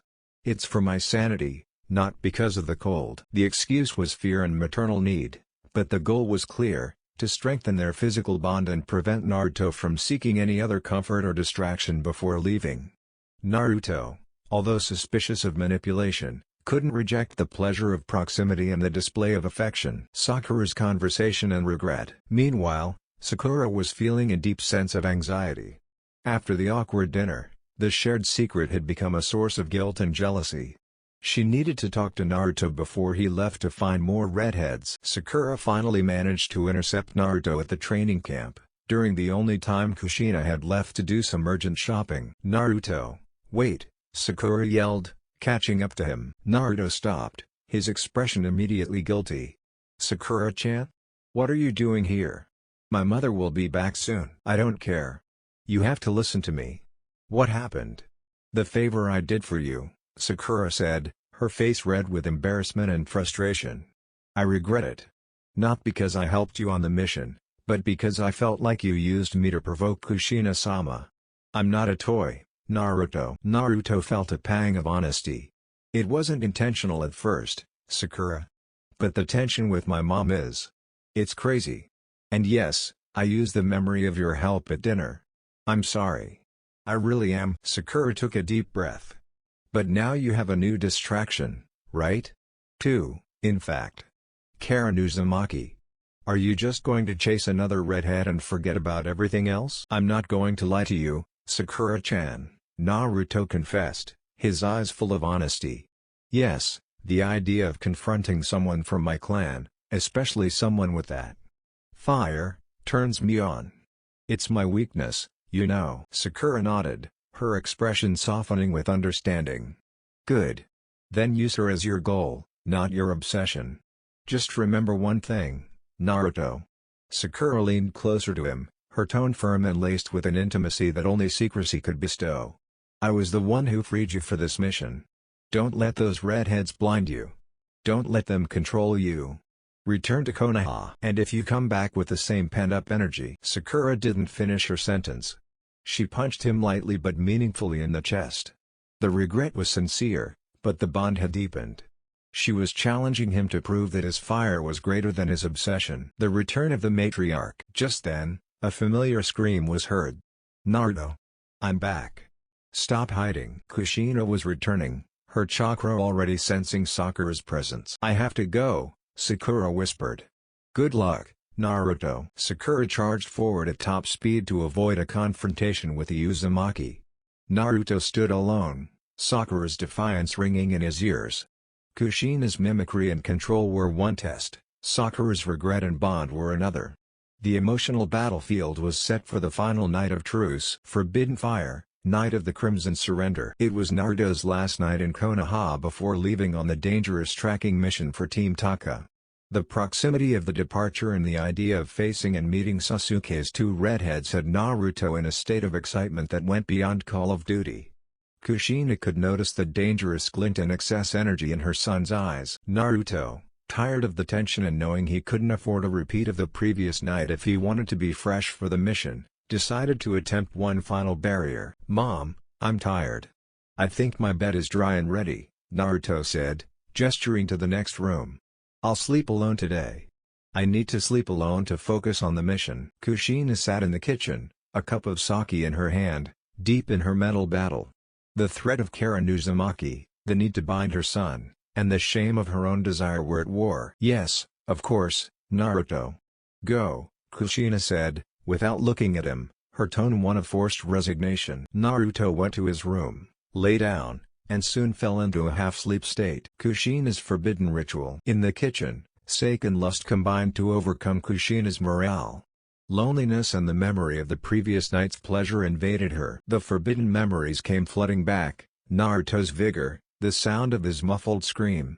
Kushina slid her hand up her legs, slowly approaching her blissful place. She reached there and began to stroke herself slowly.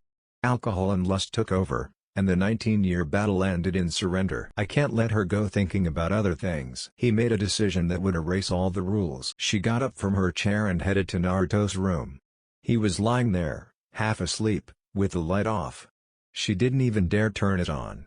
She slipped under the covers like a ghost. With the audacity of an Uzumaki driven by desire, she stripped Naruto of the rest of his clothes and, without wasting a second, began her forbidden ritual with his mouth. Naruto woke up with a shock of pleasure. "No, Kushi. What are you doing?"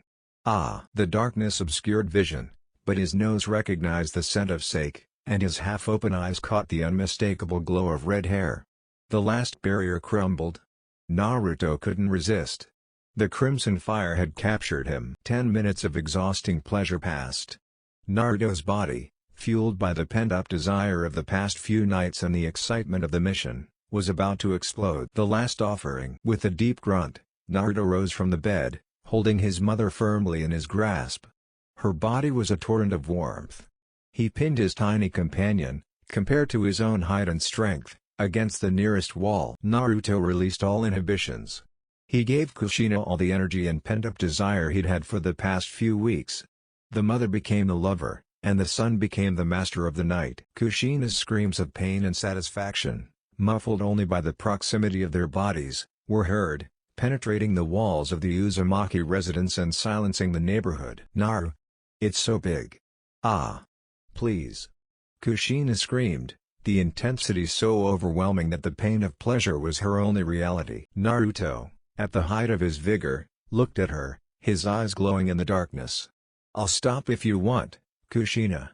Just say the word." Kushina interrupted him, her voice a desperate gasp. "No. Don't do it. Don't stop. I like how it feels, even if it hurts. More, Naruto.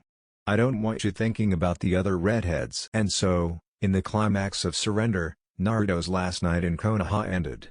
The crimson fire had sealed both their fates, a forbidden act that would fuel the next dangerous mission. Farewell letter and the 3-day journey. The mission begins. Dawn peeked through the windows of Konoha. The Uzumaki master bedroom smelled of passion and the dampness of newly released chakra. The morning of departure. Naruto woke up before sunrise. His fatigue was profound, but the euphoria from the previous night was stronger. He looked at Kushina, who was fast asleep, her red hair spread across the pillow. Her face showed an expression of resignation and peace he hadn't seen on her since his return. Naruto was overcome with a mixture of affection, guilt, and a newfound sense of possessiveness. The night had been, without a doubt, the most incredible of his life, but the voice of morality, which had been silenced by desire, returned with the sun. "It's not right. I'm his son. This can't happen again." Naruto carefully slipped out of bed. He quickly dressed in his ninja uniform and his elite unit jacket. Before leaving, He walked to the kitchen. He took a piece of paper and a pencil, and wrote a quick message for his mother, sticking it to the refrigerator with a kunai, for the urgency of the ninja farewell. The note: Kushina, I left early. Jiraiya-sensei and Kakashi-sensei are waiting for me. We have to go. Last night was the most incredible night of my life. The chakra discharge was total. But it shouldn't happen again. You know it's not right. I love you, Mom. I'll be back soon. Ate. Naruto. The message was a perfect blend of honesty, guilt, and strategy. It made the pleasure clear, established the moral prohibition, and affirmed his filial affection, leaving Kushina with desire and denial. Naruto left the house, closing the door with a soft click. The hero was off to war, leaving behind the most dangerous battlefield he would ever face. The 3-day journey, Taka mission. Naruto met up with Jiraiya and Kakashi at the village gate. The tracking unit immediately departed, moving with the steady speed of elite ninja through the land of fire. Kakashi led with his Sharingan active, his mind focused on tracking and strategy. Jiraiya kept a steady pace, his mind on intelligence gathering. Naruto, however, was a whirlwind of contradictions. The hero's thoughts, the silence of pleasure, his body felt completely purged of tension. The intensity of the previous night had cleansed him of all distractions. Now I'm 100%. The mission is all that matters. A thought that quickly contradicts itself. The redirected obsession: with each step he took, he thought less about morality and more about emotion. Sasuke has the Redheads. Tuya. Karen Uzumaki. The image of Tuya, the sound ninja with red hair and a fiery temper, overlapped with Kushina's boldness from the night before. The mission wasn't just about Sasuke, it was about a crimson challenge. Jiraiya's fear. Naruto looked at Jiraiya, who was marching beside him. The perverted sage seemed calm. Does Jiraiya-sensei know? Naruto feared that the sage, with his experience, would notice the centaur aura of passion. Kushina is the most incredible woman in the world. But I can't let this secret consume me. I need to focus on Sasuke. The need for an escape, the thought of Karen Uzumaki, his red-haired relative, kept coming back to me. If I find her, maybe I can channel this obsession in a way that isn't forbidden. She's Uzumaki, she's my age. Maybe she's the key to freeing me from this madness. The silent talk with Jiraiya. After the first night, while Kakashi was on guard duty, Jiraiya approached Naruto by the campfire. You look calm, kid. Calmer than when you left for Suna, Jiraiya commented with his usual smile. Naruto tensed. Yes, Jiraiya-sensei? The success of the last mission gave me focus. Jiraiya nudged him gently. Don't lie to me. Your aura is that of a man who has completely let go. You released all the tension before leaving. Nice move, kid. Sakura, huh? I see you finally tamed her. Naruto felt a chill. Jiraiya's assumption was the perfect cover for the secret. Yes, Jiraiya-sensei. It was very strategic. She helped me focus, Naruto lied, relieved. Jiraiya nodded with an approving look. Good. But don't forget the real mission. Tuya and Karen aren't toys. They're dangerous, especially Karen. She's Uzumaki. They have an intense chakra connection with her lover. Don't let curiosity distract you. I won't, Jiraiya-sensei. But since they're Uzumaki, do you think that connection is also my only way to track them? Naruto asked, using strategy to justify his obsession. Jiraiya thought for a moment. That could be. You'll have to use your own Uzumaki connection to counter them. It's your only advantage. But I warn you, those women are pure fire. Naruto nodded. Fire? I've already seen fire. And it made me invincible for the mission. The path continued, leading the hero toward the destination where his nemesis and his new crimson obsession awaited him. The silence of guilt, loneliness and the note. As Naruto, Kakashi, and Jiraiya made their way deeper into the land of fire, leaving the Leaf Village behind, Kushina Uzumaki tossed and turned in her bed.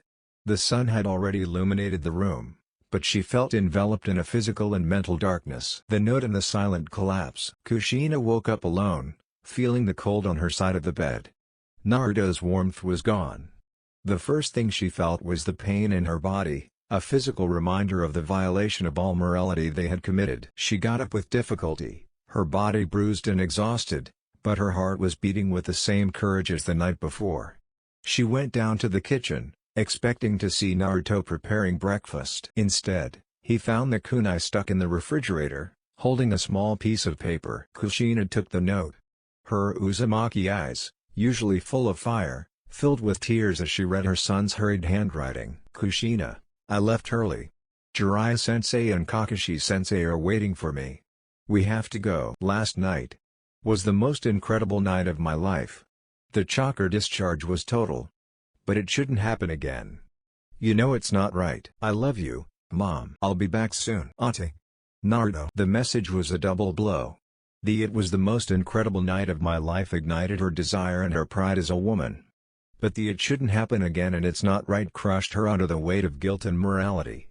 Naruto, though he had participated fervently, had established the prohibition, leaving Kushina with the unfulfilled desire and the moral responsibility for the act. Kushina slumped against the refrigerator, the note crumpled in her hand. The tears weren't just of grief, but of panic and despair. The seal of silence. In her mind, there was no room to seek help. Kushina was an elite kunoichi, a Uzumaki, and the wife of the fourth Hokage. She knew the rules. The danger of scandal. If the village finds out what happened, it would be the biggest scandal in Konoha's history. I would be branded a pervert, and Naruto's status as a hero and Jinchuriki would be destroyed. He would be executed or exiled. The weight of legacy, Minato and the Third War. All his sacrifice would be tainted. I can't do that to my son. I can't do that to Minato. Kushina wiped away her tears with fierce determination. The secret had to be sealed. She took the note, burned it to ash with a small pulse of chakra, and then meticulously cleaned the master bedroom, ridding herself of any evidence of the previous night. Her aching body was the only proof. She wouldn't go looking for help. Silence became her only weapon and her only burden. The solitude of the Uzumaki household became oppressive, and the only way to deal with the desire and guilt was to bury them deep, as if they were a genjutsu taboo. Kushina headed to her training table. Her plan now was simple and brutal: survive Naruto's absence. She would use her chakra chains to seal the part of his mind that desired her son. Naruto, come back. Come back unscathed. And I'll find a way to seal this fire before it consumes us both. The Uzumaki matriarch locked herself in solitary mourning, awaiting the hero's return. Contact with the Red Dragon, Fire and Obsession. Konoha's tracking unit, Naruto, Jiraiya, and Kakashi, had been following Sasuke Uchiha's chakra trail for nearly 3 days. The trail led them to a mountainous area, the former home of one of Orochimaru's secret laboratories. Jiraiya, leading the team, stopped in his tracks. This is it. The chakra trail is fresh and potent. I sense Sasuke's darkness, and something else. A dense, wild energy. It's the Hugo we are told about. And there are 2 Uzumaki chakra signatures. One is strong, the other is more erratic, like a pulse of sound. The Redheads are nearby. The mention of the Uzumaki made Naruto's heart race. Mission and desire merged into a single impulse. The image of Kushina, and his own prohibition, only fueled his curiosity about these distant relatives. What's the plan, Jiraiya-sensei? Kakashi asked, his Sharingan scanning the terrain. Infiltration and observation. We want to confirm Sasuke's alliance with Akatsuki. Naruto, Jiraiya said, looking at his godson with unusual seriousness. You're the best person for this. You have the Jinchuriki's sense of smell and the Uzumaki connection. You infiltrate alone. If you feel the fire burning you, you retreat. We don't want you falling in love with an enemy kunoichi, understood? Naruto smiled. Understood, sensei. I just need to know how interesting they are. The infiltration and the first link. Naruto briefly activated his sage mode, the natural energy chakra sharpening all of his senses.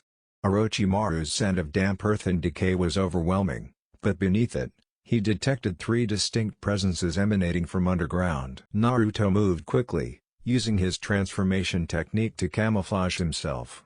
He reached the entrance to a cavern sealed with a cloaking technique. He slipped through a crack and descended into a dark tunnel. At the end of the tunnel, the scene they found was shocking. They were in a large circular chamber that appeared to have been an ancient laboratory. In the center stood Sasuke Uchiha. His dark clothing, cold aura, and activated Mangekyo Sharingan made him look more like a ghost than a man. Beside him stood his 3 subordinates, Hugo, a massive man, with a chakra aura so unstable it seemed to be about to explode. Tuya, the ancient sound ninja. Her bright red hair was unmistakable. She sat on a rock, playing her demonic flute, the sound a subtle chakra that protected the chamber. She was beautiful, with a wild and dangerous beauty, just as Naruto remembered. Karen Uzumaki, she stood next to Sasuke. She was the one Naruto was most interested in. Her hair was a deeper, more vibrant red than Tuya's, almost identical to Kushina's. She wore glasses, and her figure was slender but taut. Her chakra was Uzumaki, and Naruto felt it with the same intensity he felt his mother's, a rush of life, but with a bitter, possessive edge. The Uzumaki bond. As soon as Naruto focused on Karen, he felt an immediate reaction. She shuddered violently, bringing a hand to her temple. Her high-pitched voice echoed in the chamber, "Sasuke. There's another Uzumaki here. The chakra is enormous. It's like the sun. It's close. It's too intense." Sasuke opened his eye, his cold gaze boring into Naruto's direction. "Calm down, Karen. It's the idiot. It's Naruto." Naruto realized that his Uzumaki connection with Karen worked both ways, like a psychic radio. Karen was a sensor, and he was a chakra pump. Tuya stood up with an evil smile, her hand on her flute. "Naruto? What a surprise. So the leaf idiot finally dared to come looking for his owner," Tuya mocked, her gaze fixed on the darkness. Naruto emerged from his hiding place, having no other option. He cancelled his henge and stood up, his expression a mix of fury at Tuya's mockery and excitement at the two redheads. "Sasuke, you and your new T-Club are coming with me. This is over." "T-Club, Naruto? You don't like my team?" Sasuke smiled coldly. "I thought you liked redheads, Naruto. Look, I have two for you. One with the ferocity of sound, Tuya, and the other with the fire and healing Uzumaki, Karen. Which will you choose?" The provocation hit Naruto hard. The allusion to Kushina was clear. "I don't need them, Sasuke. You have no idea how much fire I already have. They're just cheap imitations." Karen was furious at the insult, her red hair seeming to rise with anger. "Imitations? You know nothing about the Uzumaki healing power." Hugo screamed and began to transform, large black plates of curse mark covering his body. The confrontation had begun, and Naruto was about to find out if Karen Uzumaki's fire could compare to the intensity of the previous night. The duel of the scarlet hair, the ferocity of sound. The air in the underground laboratory was charged with electric tension, where ninja confrontation mingled with lust and obsession.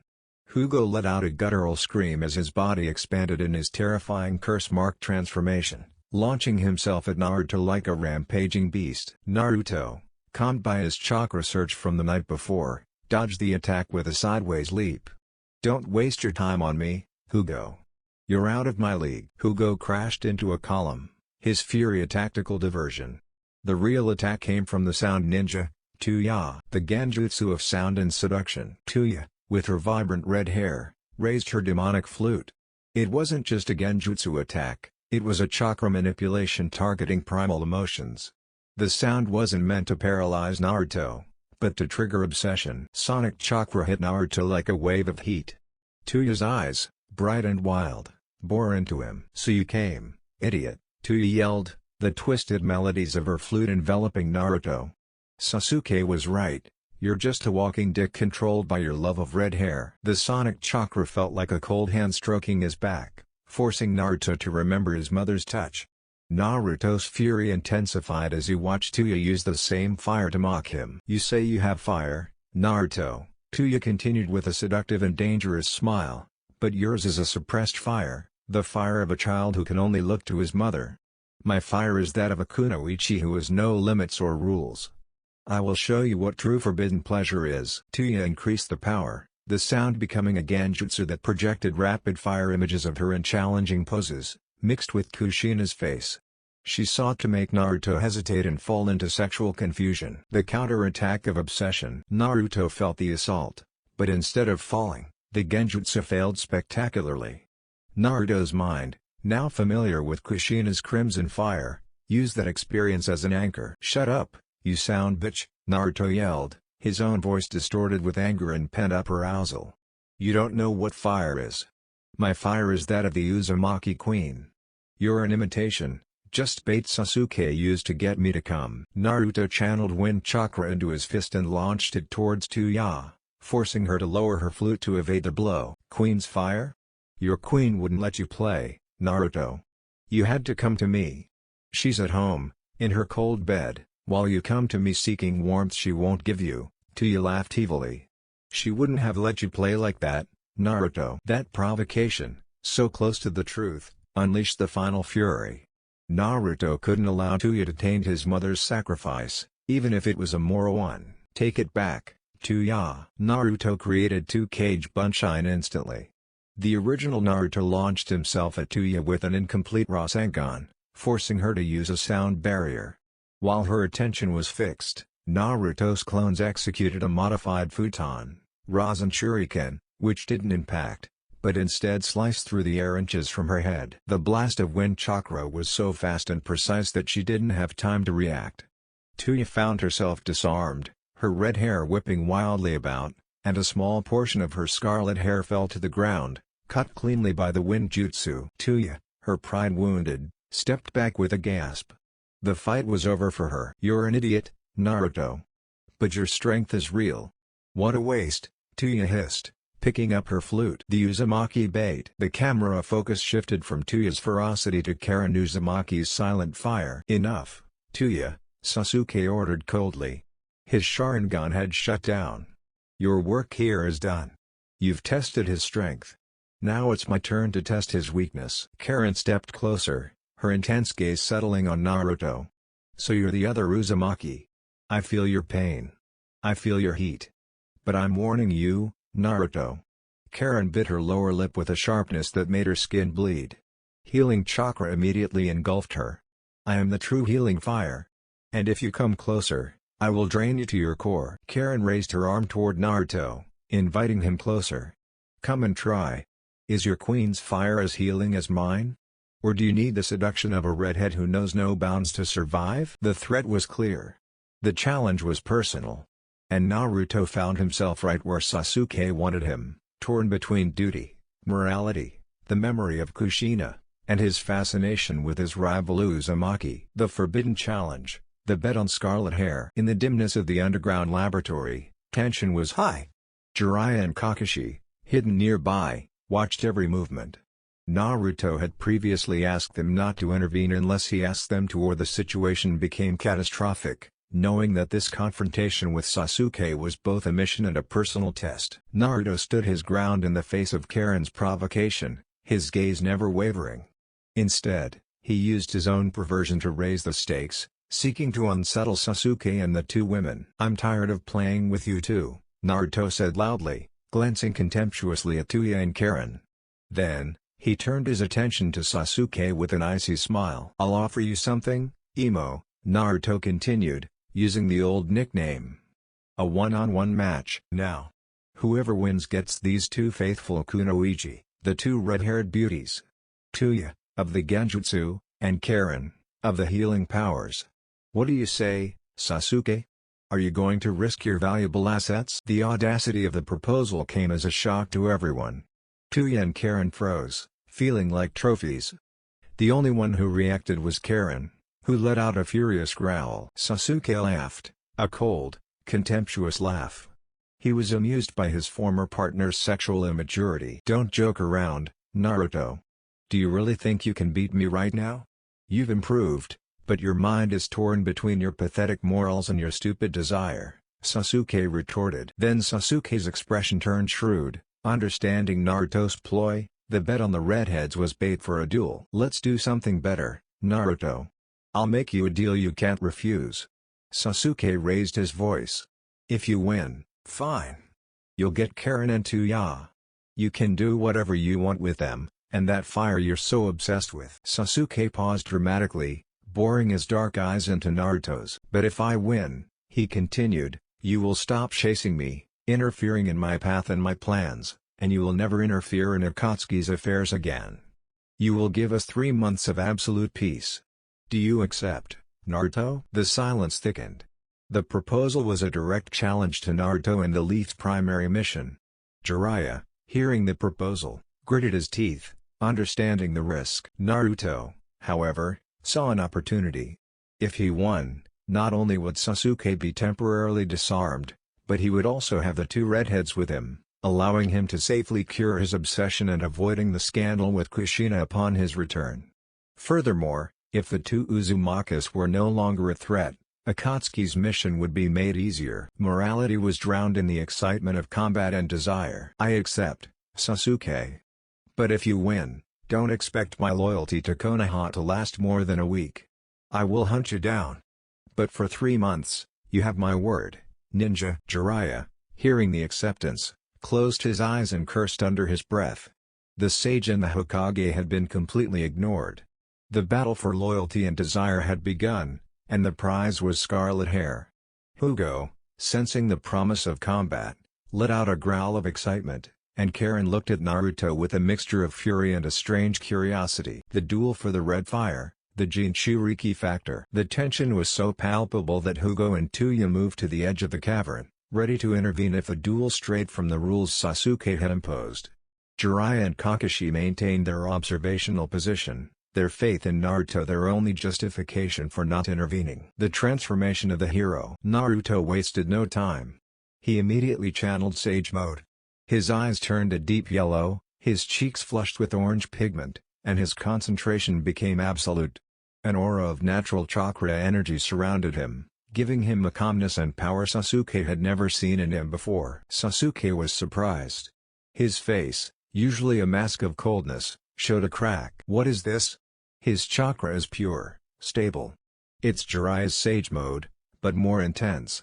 When did he get so strong? Naruto launched himself first, attacking with brutal precision. The vigor of last night's pleasure with Kushina had sublimated into a calm and incredible physical energy. The fire he had unleashed had purged him of doubt. The fight began with a fierce exchange of taijutsu. Sasuke defended himself with his Sharingan, but Naruto's Sage Mode speed and strength were far superior to what he had anticipated. Naruto was not only faster, but his sensory perception allowed him to predict Sasuke's moves before they were formed. You can't focus on me, Emo. Your mind is on your revenge, mine is on victory, Naruto yelled, landing a blow that forced Sasuke to back away. The deployment of the Kyuubi. Sasuke realized that his superiority in taijutsu had vanished. He activated his Chidori Nagashi, but Naruto absorbed it and deflected the blow with a simple touch, using natural energy as a shield. You're a coward, Sasuke. Always playing tricks, Naruto shouted. The provocation worked. Sasuke unleashed his own surprise, Amaterasu. The black flames of the Mangekyo Sharingan ignited, aiming to immobilize Naruto. Naruto was forced to respond with his full power. The Kyuubi's chakra manifested. A vibrant red cloak enveloped him, and the combination of Sage Mode and Kyuubi Mode erupted. His hair stood on end, and his eyes turned a terrifying mix of toad yellow and fox red. Sasuke was dumbfounded. His mouth opened slightly in an expression of utter shock. Impossible. The Kyuubi and Senjutsu at the same time. That level of control. Even Itachi doubted it was possible. Naruto's power was overwhelming. He moved with lightning speed, wrapped in an energy that distorted the air. The combination of the two forces had momentarily made him the most powerful being in the cavern. Naruto, with the fire of the Kyuubi in his eyes, pointed at Sasuke. This ends now, Sasuke. Naruto's chakra condensed into a massive sphere, a tailed beast ball Rasen Shuriken, Baiju Dama Rasen Shuriken. The power was devastating, the entire cavern began to shake. The inevitable intervention. Sasuke, seeing the final attack and the uncontrollable power, knew the fight was over. He couldn't win without exposing himself to total risk. Before Naruto could release the technique, a shadow intervened. Jiraiya materialized in the center of the battlefield. Enough, Naruto, Jiraiya shouted, his sage chakra creating a massive barrier. The mission was tracking and containment, not total destruction. Jiraiya stood between the two, and with a quick seal, activated a temporary toad sealing jutsu, freezing the atmospheric pressure of the area and neutralizing Naruto's jutsu. The duel came to an abrupt halt. Naruto reverted to his normal form, exhausted from the excessive chakra usage. Sasuke, though unharmed, was furious at the interruption. Jiraiya, "You and your dirty tricks," Sasuke hissed. "Sorry, brat.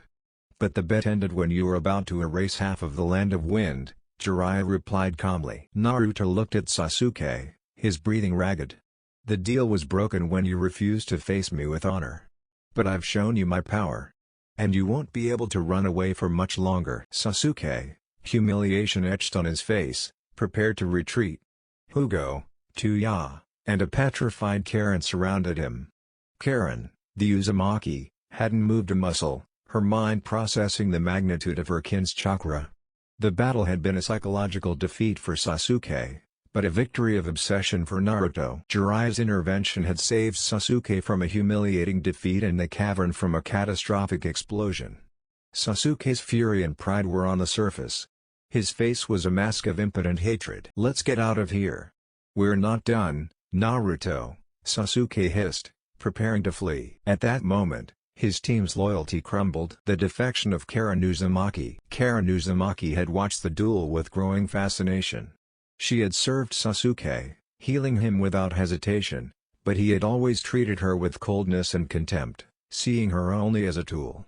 Now, watching Sasuke run away from a duel he himself had proposed, she realized that he was a man of no word and an emotional coward. Plus, Naruto's chakra, the magnitude of his Uzumaki Jinchuriki power, was a beacon. She felt the clan connection, an energy she'd never experienced with Sasuke. With a sudden decision, Karen stopped. She reversed her retreating motion and walked back to the center of the chamber, turning her back on Sasuke. "No more, Sasuke," Karen said, her voice surprisingly firm. "I refuse to follow a man who doesn't keep his own word. I'm not your healing slave. If you're going to run away, do it alone. I'm staying." Tuya's surrender. Tuya was equally stunned. Though fiercer and less helpful than Karen, she too had felt discarded by Sasuke's escape. Tuya had always been repressed in the Sound Village and now by the Uchiha's coldness. Yet in Naruto, she had seen a raw power and passion that excited her. Naruto's taunt about repressed fire had touched her deeply. Karen's decision was the push he needed.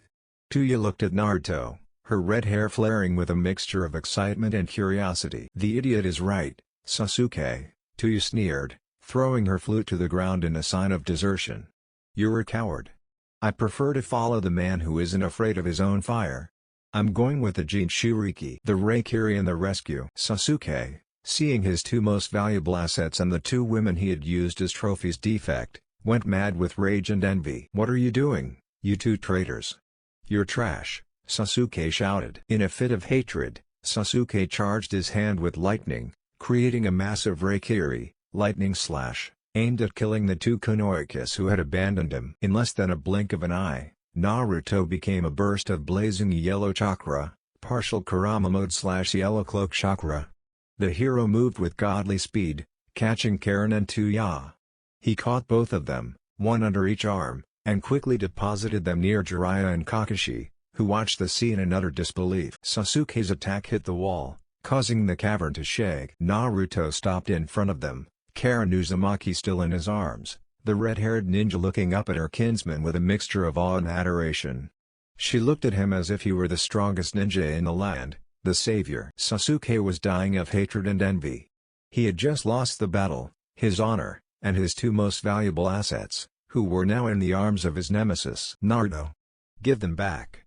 They're mine," Sasuke yelled, his voice a screech of rage. Hugo, seeing that Sasuke was losing his mind, grabbed him by the shoulder, his curse mark plates crackling. "Sasuke, let's go," Hugo said in his deep voice, snapping him out of his tantrum. "We don't stand a chance. Besides, they left of their own free will. It would be stupid to fight. There's nothing we can do, let's go." Hugo dragged the furious and humiliated Sasuke Uchiha, along with his last asset, into the depths of the tunnels. The Red Dragon had been dismantled in an act of betrayal, and the trophy, or burden, had fallen on Naruto. The hero stood in the cave, holding the Uzumaki, with the other redhead at his feet, while Kakashi and Jiraiya stared at him with their mouths agape. The mission had ended with an outcome that no one, not even the perverted Jiraiya, could have predicted. Tsunade's challenge, the quarantine of red fire. The return to Konoha was a spectacular event. Naruto, Jiraiya, and Kakashi entered through the main gate, But the center of attention wasn't the hero, but the two captives, or defectors, he was escorting. Karen Uzumaki, with her vibrant scarlet hair and glasses, and Tuya, with her wild aura and fiery red hair, caused a frenzy among the villagers. Tsunade's office, the furious Hokage. At the Hokage Tower, Tsunade was waiting. Her desk was covered in reports and her face was a storm. Naruto Uzumaki. What the hell is this? Tsunade yelled, slamming the desk. Naruto stood in front of her, with Karen and Tuya behind him, who watched the scene with arrogance and curiosity. Mission accomplished, Grandma Tsunade. We've eliminated the immediate threat from Sasuke and gained two crucial intelligence assets. They've disengaged from the Red Dragon, Naruto declared proudly. Tsunade stood up, her chakra pulsing with indignation. Assets, Naruto. Have you gone crazy? They're A-rank enemies. Tuya is a genjutsu master, and Karen Uzumaki is an assassin with experimental medical powers. You think they're pets you can bring home? Tsunade rubbed her temples, trying to regain her composure. The logic of an elite kunoichi was struggling with reality. Though her chakra could be very useful. Damn. We only have Kurenai's genjutsu, and Karen's power is unique. And the fact that she's an Uzumaki makes her even more valuable. Damn, double curse. Tsunade made her decision. Fine, Naruto. They'll stay. But they'll go to the maximum security prison while we make a decision about their future. The Naruto confrontation. What? You're crazy, Grandma, Naruto roared, unable to accept the idea. They're part of my team now. You can't take them to jail. They came here of their own free will, risking their lives with Sasuke's Reikiri. So what do you propose, Naruto? Tsunade challenged, her eyes narrowed. We can't trust those women. Who wants to house two assassins in their home? Who will answer if they try to kill a civilian, or if they try to escape and join Akatsuki again? Naruto didn't hesitate. He looked at the two redheads, feeling the challenge in their eyes and the sting of possession. They will stay with me. The statement came as a shock to everyone, including Jiraiya and Kakashi. Karen and Tuya looked at each other, triumphant smiles crossing their faces. If they were going to be prisoners, at least they would be close to the powerful man who had fascinated them. Tsunade was speechless for a second. Then, a defiant smile spread across her face. The Hokage knew Naruto was impulsive, and decided to use that impulsiveness against him. Okay, Naruto. If you want to play that game, fine. We'll put them in your custody and your responsibility. It's a home quarantine at your residence, sealed with Jiraiya's maximum security jutsus. But listen carefully, boy. Tsunade leaned across the desk, her voice low and icy. You'll house them. You'll watch over them. You'll be responsible for every breath they take in this village. And if they commit any crimes, if they break any rules of Konoha, or if they try to escape, they won't go to jail. You'll go to jail, Naruto. And you won't get out until the war is over. Do you accept this absolute responsibility? Naruto, with the fire in his eyes and the weight of his obsession, swallowed. The gamble was his freedom. But the prize was two red-haired Uzumakis, under his roof, and the chance to test his fire away from his mother's scandal. I accept, Tsunade-sama. Naruto returned to the Uzumaki residence with Karen and Tuya. Jiraiya had temporarily sealed the house, creating detection and containment barriers. The two redheads walked arrogantly, enjoying the irony of being in their new owner's house. The discovery of the harem. The reception was spectacular. Kushina was in the living room, deep in silent mourning, when she heard the door open. She turned, expecting to see Naruto alone. The sight that struck her stopped her in her tracks. There stood Naruto, looking exhausted but triumphant, and behind him, flanking him like war trophies, were two young women, both with scarlet hair, looking defiant. Rage and jealousy hit Kushina like a tsunami. It was worse than she'd imagined. Naruto hadn't just thought of them, he brought them into his home. To his sanctuary. Naruto Uzumaki. Kushina's scream was the embodiment of crimson fire. Naruto, anticipating the explosion, remained calm. Kushina, I can explain. These are Karen Uzumaki and Tuya. They are Sasuke's defectors. They are now in my custody. Kushina ignored the two intruders, heading directly to her son. You and I are going to the kitchen. Now. Kushina grabbed him by the arm and dragged him into the kitchen, giving Karen and Tuya a venomous look, who watched the scene with amusement. The battle of jealousy and betrayal. In the kitchen, Kushina's voice was lowered to an angry hiss, so that the prisoners couldn't hear every word. "How dare you, Naruto? What are you playing at? You leave me a note saying it can't happen again and then come back 3 days later with a pair of red-haired replacements at my house. Is this revenge? Are you telling me I wasn't enough?" Naruto leaned against the counter, trying to maintain strategic calm. "Keep your voice down, Mom. It's not what you think. This is a direct order from Tsunade-sama. I brought them here as intelligence assets. Karen is in Uzumaki. She understands that I couldn't allow them to fall into the hands of Akatsuki or be killed by Sasuke. Don't lie to me. I sensed your obsession before you left. And I know what happened. You went looking for them. And you used them in your stupid bet with Sasuke. You dared risk your life and my sanity for that pair of red-haired bitches?" Kushina approached him, her face red with rage and humiliation. "You slept with me last night? You made me feel like our fire was real. And now you're bringing the competition to my table." Naruto gently held her shoulders, forcing her to look at him. "Listen to me, Kushina. They're not replacements. This is a shield. If I have them here, I don't have to search for them in the war. Besides, this is a punishment, not a reward. If anything goes wrong, I'm going to jail." Tsunade made sure of that. Kushina stopped.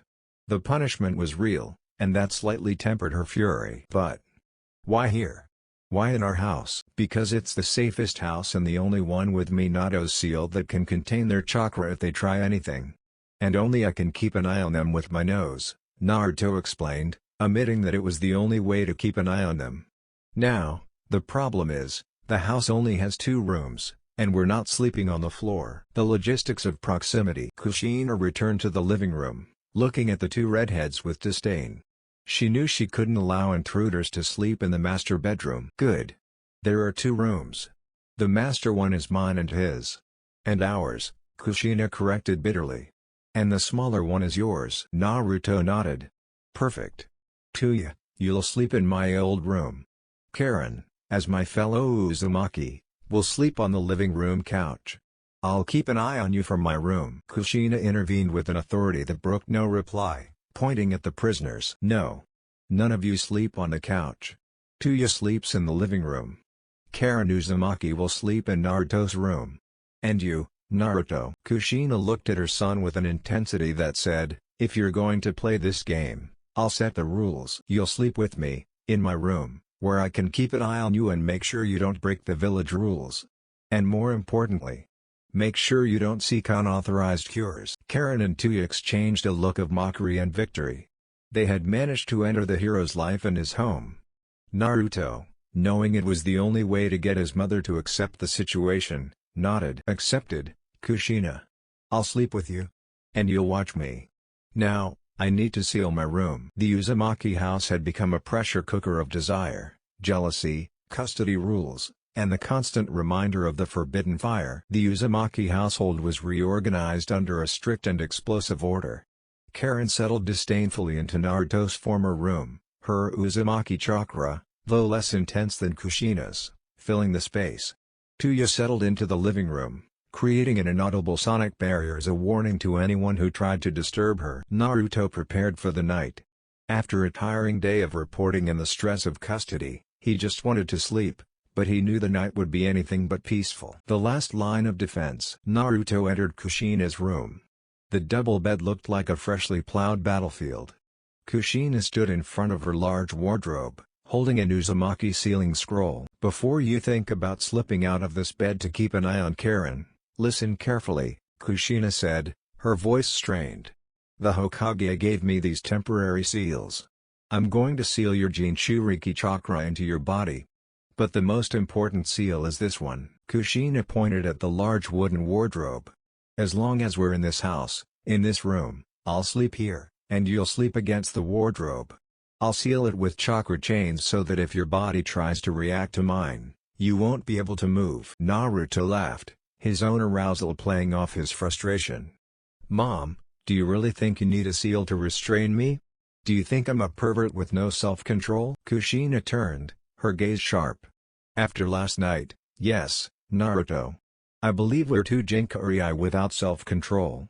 And I'm not going to risk my life and honor because of your curiosity about that Uzumaki with glasses. Kushina activated the Uzumaki seal and began weaving her chakra chains, linking the headboard to the closet.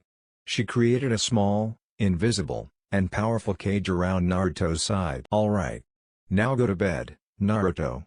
And don't you even think about dreaming out loud about that Karen or Tuya. The torment of proximity. Naruto lay down, his back pressed against the cold wood of the closet, which was now reinforced with his mother's chakra chains. Kushina lay down on the other end, facing away from him. Despite the physical barriers, the tension was unbearable. Kushina couldn't sleep. The residual scent of Karen's chakra, coming from the hallway and seeping through the door, mingled with the overwhelming heat of Naruto's body behind her. That girl is sleeping in her bed. And I sealed it in a closet. I'm an idiot. Kushina thought, consumed by jealousy and the frustration of desire. Naruto, though sealed, also struggled. He felt his mother's warmth, her scarlet hair brushing his shoulder. Desire was a constant fire, but the seal reminded him of the prohibition. Naruto, seeking relief from the tension, decided to speak quietly, knowing that Kushina would hear him. Kushina, Naruto whispered. The truth. The truth is, Karen's chakra is almost the same as yours. She's pure Uzumaki, but she has a different touch. It's more healing. I feel like just by biting her, I can regenerate all of my chakra. It's a very intimate power. The simple description of Karen's power, with the obvious double entendre of the intimate bite, hit Kushina like a dagger. Jealousy surged, and the chakra chains binding Naruto pulsed with the intensity of her anger. Shut up, Naruto, Kushina hissed. That's a ninja tool, not a heated bed.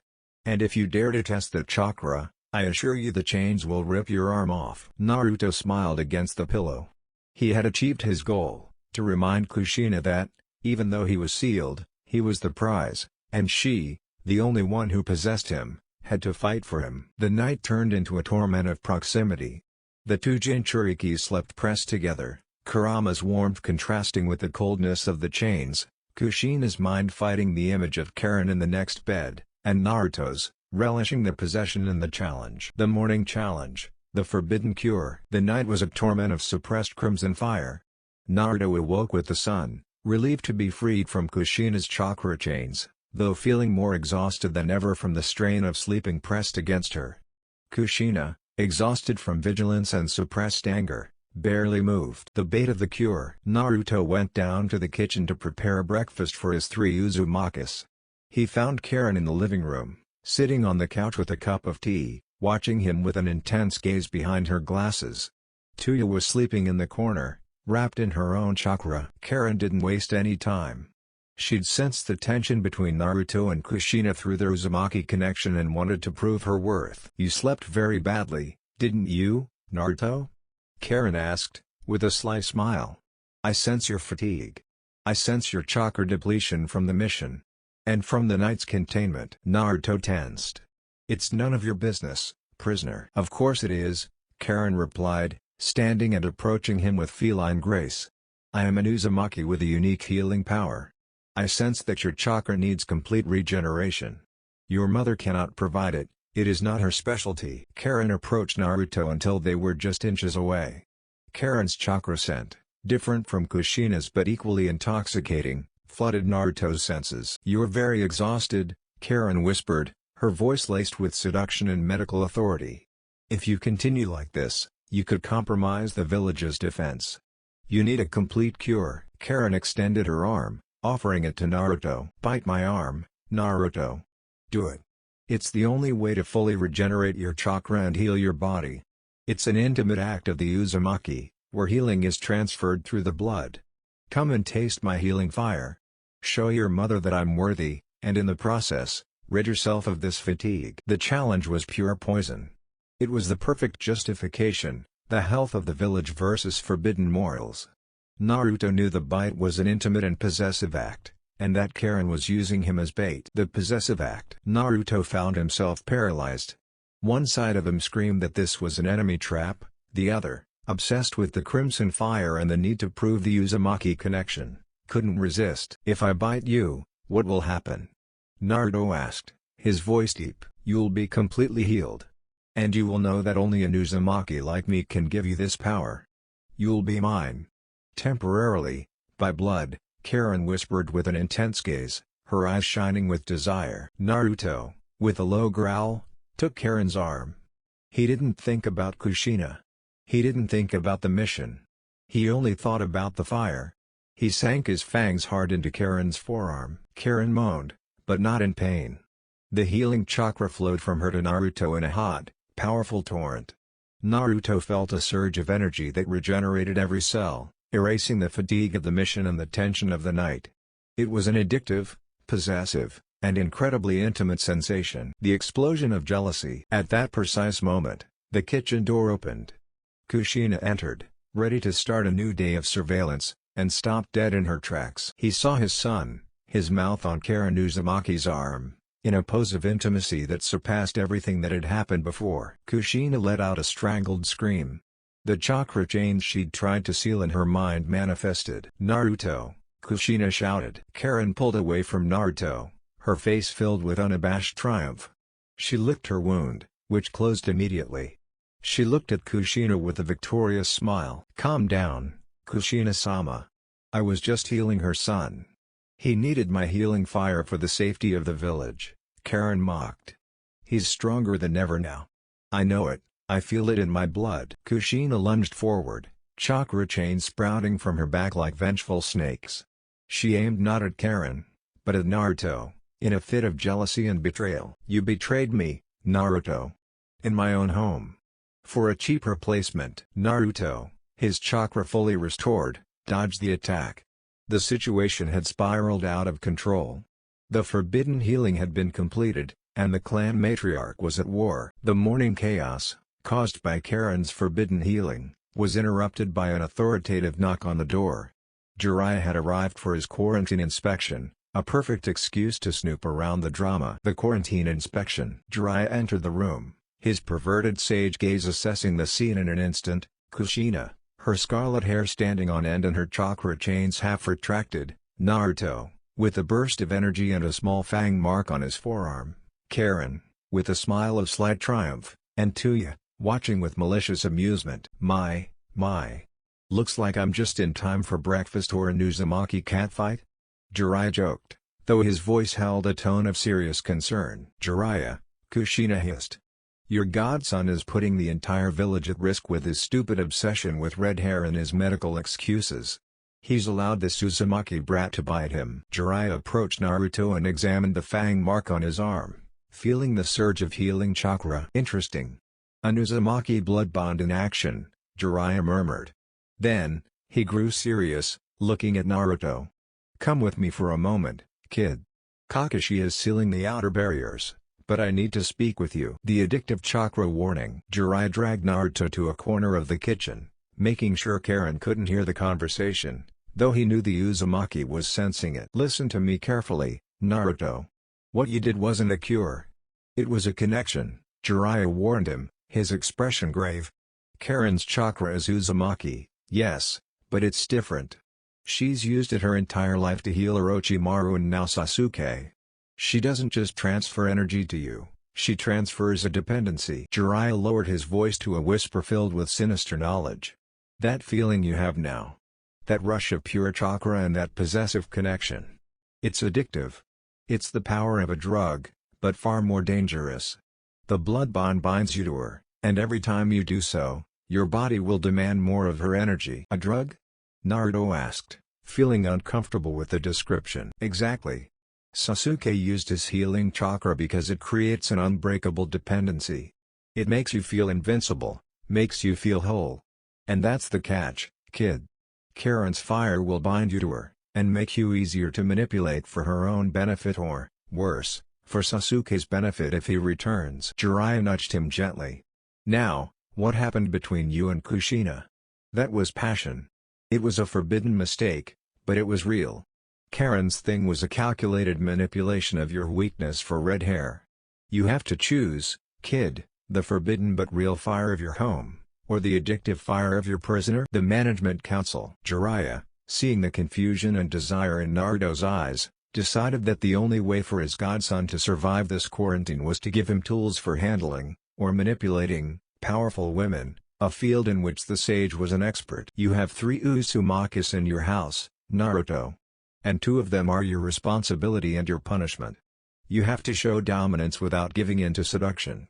You can't let them or your mother dominate you. Jiraiya smirked, his perverted tone returning. Here's my advice, based on years of research. Uncertainty is your best weapon. Don't give in completely to any of them. Maintain the balance of terror against Karen, the addictive. Don't allow another bite. Use the fear of addiction to keep her at bay.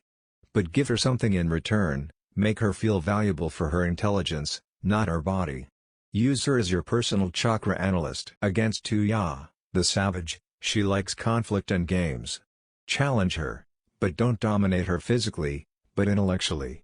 Make her feel that her Genjutsu is vital to the village. And don't fall for her sonic seduction. And about Kushina, the queen, she's watching you. She's punishing you with heat and sex. She's the queen. To keep her calm, you must show her that your loyalty is unwavering. Pamper her, but keep the distance she's established. And above all, show her that you are in control of the house. You have 3 days to establish the hierarchy, kid. If you don't, the village will have to take more drastic measures. And you know what that means for you. Naruto nodded, his strategist's mind finally focused. Quarantine wasn't a prison, it was a training ground for dominance. The battle of tension had turned into a chess game between 4 Uzumakis and 1 sound ninja. Sonic invasion, Kushina's torment. Night fell upon the Uzumaki residence, bringing with it the tense silence of the guardhouse. Naruto lay on the double bed, his back pressed against the closet sealed by the chakra chains, feeling Kushina's warmth beside him. Karen was asleep, or so it seemed, in the next room, her Uzumaki chakra pulsing with irritating regularity. In the living room, Tuya was awake. She felt underestimated by Naruto, and the sexual tension floating in the house bored her deeply. Tuya's night Genjutsu. Remembering Naruto's taunt about pent-up fire, Tuya decided to light a fire of her own. She used her flute, but instead of a high-level attack, she played a very low-frequency sonic melody, specifically aimed at Kushina's subconscious. It was an auditory and sensory Genjutsu designed for emotional manipulation. The barely perceptible melody began to weave in Kushina's mind. Kushina tossed and turned. Her dreams became vivid, erotic, and filled with betrayal. In her dream, Naruto wasn't beside her, he was in the next room, laughing with Karen. Your mother is a past, Karen. You are the future Uzumaki. Your fire is more free, said the dream Naruto. Bite, Naruto. Bite and free me from the rules. Your mother sealed you, but I give you the key, whispered the dreamy Karen. Then the scene changed. The Naruto from the dream was approaching Tuya. Genjutsu is better, Tuya. It's a pleasure of the mind, not of guilt, Naruto said, as the sonic pleasure flooded Kushina's mind. Kushina woke up in a state of absolute panic. Her heart was beating a mile a minute, her body was covered in cold sweat, and the sensation of dream pleasure was so real that she thought she was about to lose her mind. She was convinced Naruto had broken the chains and gone to Karen's room. Despair and consolidation. Kushina twisted her body, feeling the cold wood of the closet where Naruto's back should have been. When she didn't feel it immediately, terror erupted. Naruto, Kushina yelled, sitting up in bed, tears streaming from her eyes. Naruto woke up immediately from the scream. Kushina. What's wrong? Don't move. Don't move, traitor. Kushina groped frantically. When she felt Naruto's warm body, immobilized by the chakra chains she herself had cast from the unconscious, relief mixed with fury. She had been manipulated. You were dreaming about them. I know it. You were about to break the seal and go heal with the bitch with glasses, or play with the other one. Kushina accused him, the truth of the Genjutsu having merged with her own fears. No, Kushina. I've been here all night. You're having a nightmare. The seal is intact. Look at me. Kushina, unable to calm herself and consumed by the need to ensure her son's loyalty, threw herself at Naruto. Desire and jealousy merged into a desperate act of possession. She wasn't after sex, she was after security. Don't leave me, Naruto. Don't look at them. Don't search for them. Kushina pleaded, cradling Naruto's face against her chest, squeezing him with the strength of a Jinchuriki. Naruto felt suffocated by his mother's pleading and possessiveness. The morning's fury had turned into a vulnerability he couldn't reject. "I'm not going anywhere, Kushina," Naruto said, his voice soft and firm, using Jiraiya's advice, "Show dominance and control. I'm your son, and I'm here under your rules. Now, calm down. You're risking the seal of this house." Outside in the living room, Tuya smiled in the darkness. The genjutsu had worked perfectly. She hadn't managed to seduce Naruto, but she had achieved her real goal, to destabilize the queen and prove that she was a force to be reckoned with. The established hierarchy. The next morning, the house was icy silent. Kushina woke up exhausted, but her fear had been replaced by a new strategy: total control. Kushina called Karen and Tuya into the living room. "Listen carefully, you pair of traitors. This is my home.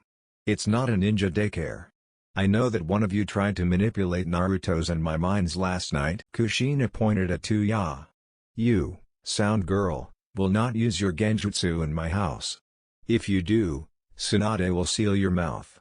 We need you alive, but I'm not afraid to put you to sleep permanently." Then, he looked at Karen. "And you, Uzumaki. Zero physical contact with Naruto, not even to treat a scrape.